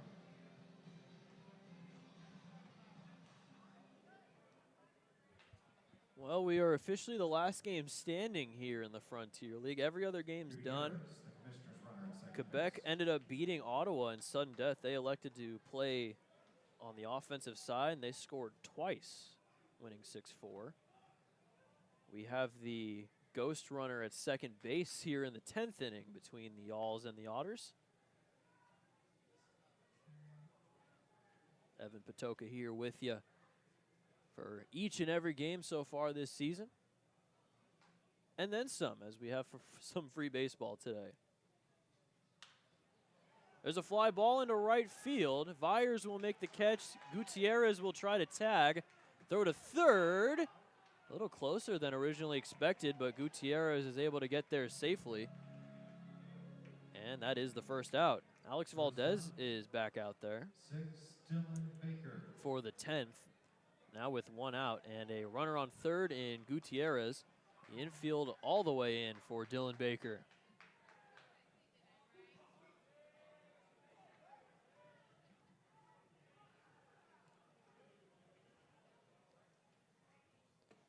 Swung on and missed, and it's 0-1. Now Kiefer Valdez here to get this second out. Stop the sacrifice fly possibility. Infield all the way up and on the grass. Top of the lineup on deck in Shaney Felt. That one's a little low, and it's 1-1.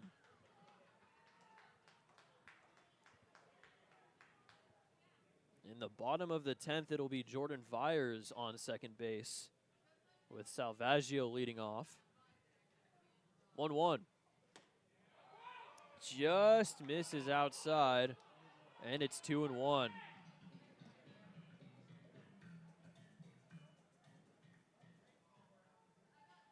Gutierrez struck out looking to end the top of the 9th, which is why he is the ghost runner right now.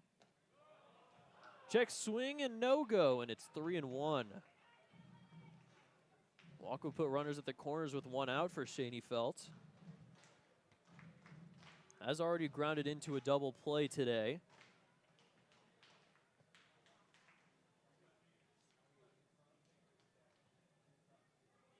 (3-1). Grounder down the third base line, foul, and the count runs full 3-2. Valdez looking to get that huge second out, move the infield back a little bit for the top of the order. Payoff. Fouled back to the screen. We'll do it again.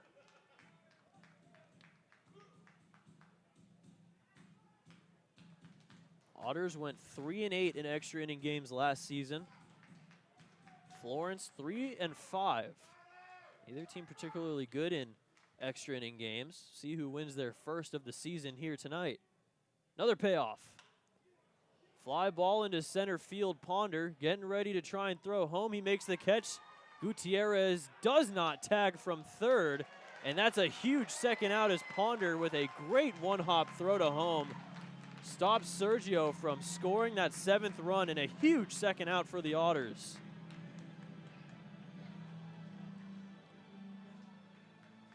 A great throw on one hop right to Brown, and that probably would have gotten Gutierrez out at home if he had ran, but now 2 outs, and Valdez trying to get out of this thing scoreless and putting the winning run on second in the bottom half of the 10th. Got to get past Shaney Felt. 6th at bat for him. 2 for 5 so far. Fouled off the first pitch to the left side.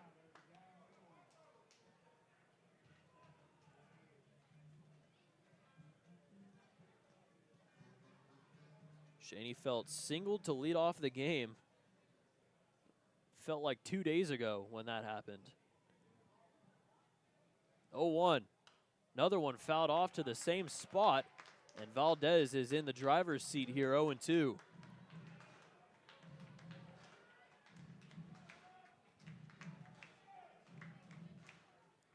Could be a big momentum shifter here for the Otters if they can just get that one last strike.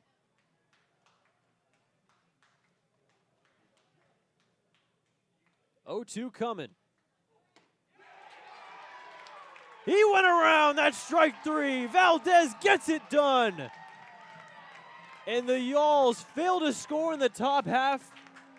We head to the bottom of the 10th with a runner in scoring position, the winning run on second base in Jordan Vyers when we come back on the Otters Media Network.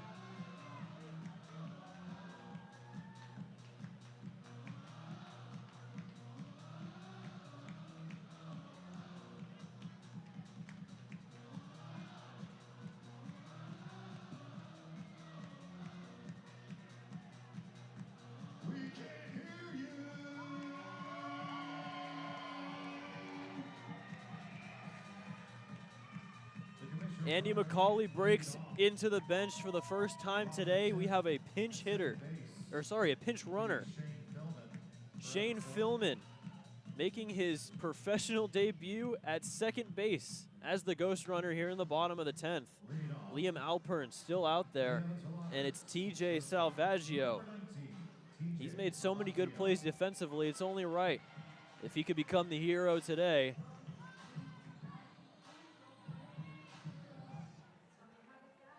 Philman at second base.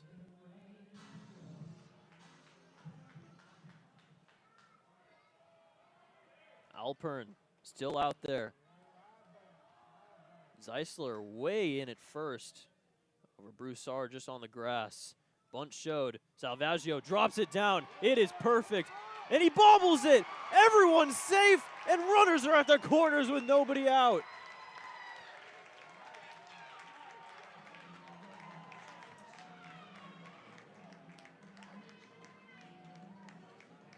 That's about as perfect a bunt as you can get. TJ doing everything right today, and it's to the top of the lineup in John Ponder trying to be the hero. Y'alls bring the infield all the way in.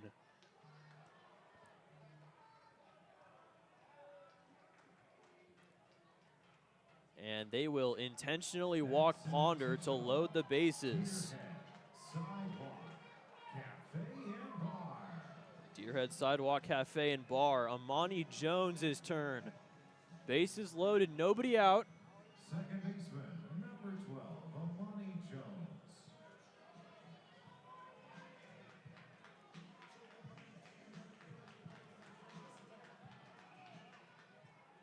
We saw a no-hitter yesterday. The Otters are trying to build some more drama here in the 10th. Swung on and missed for strike one.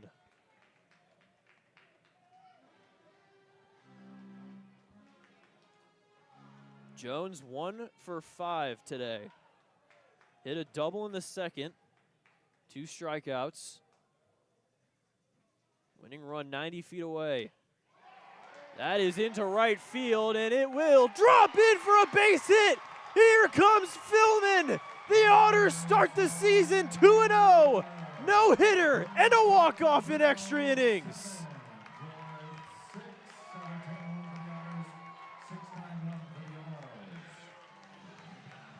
An absolute storybook start to the season for Evansville.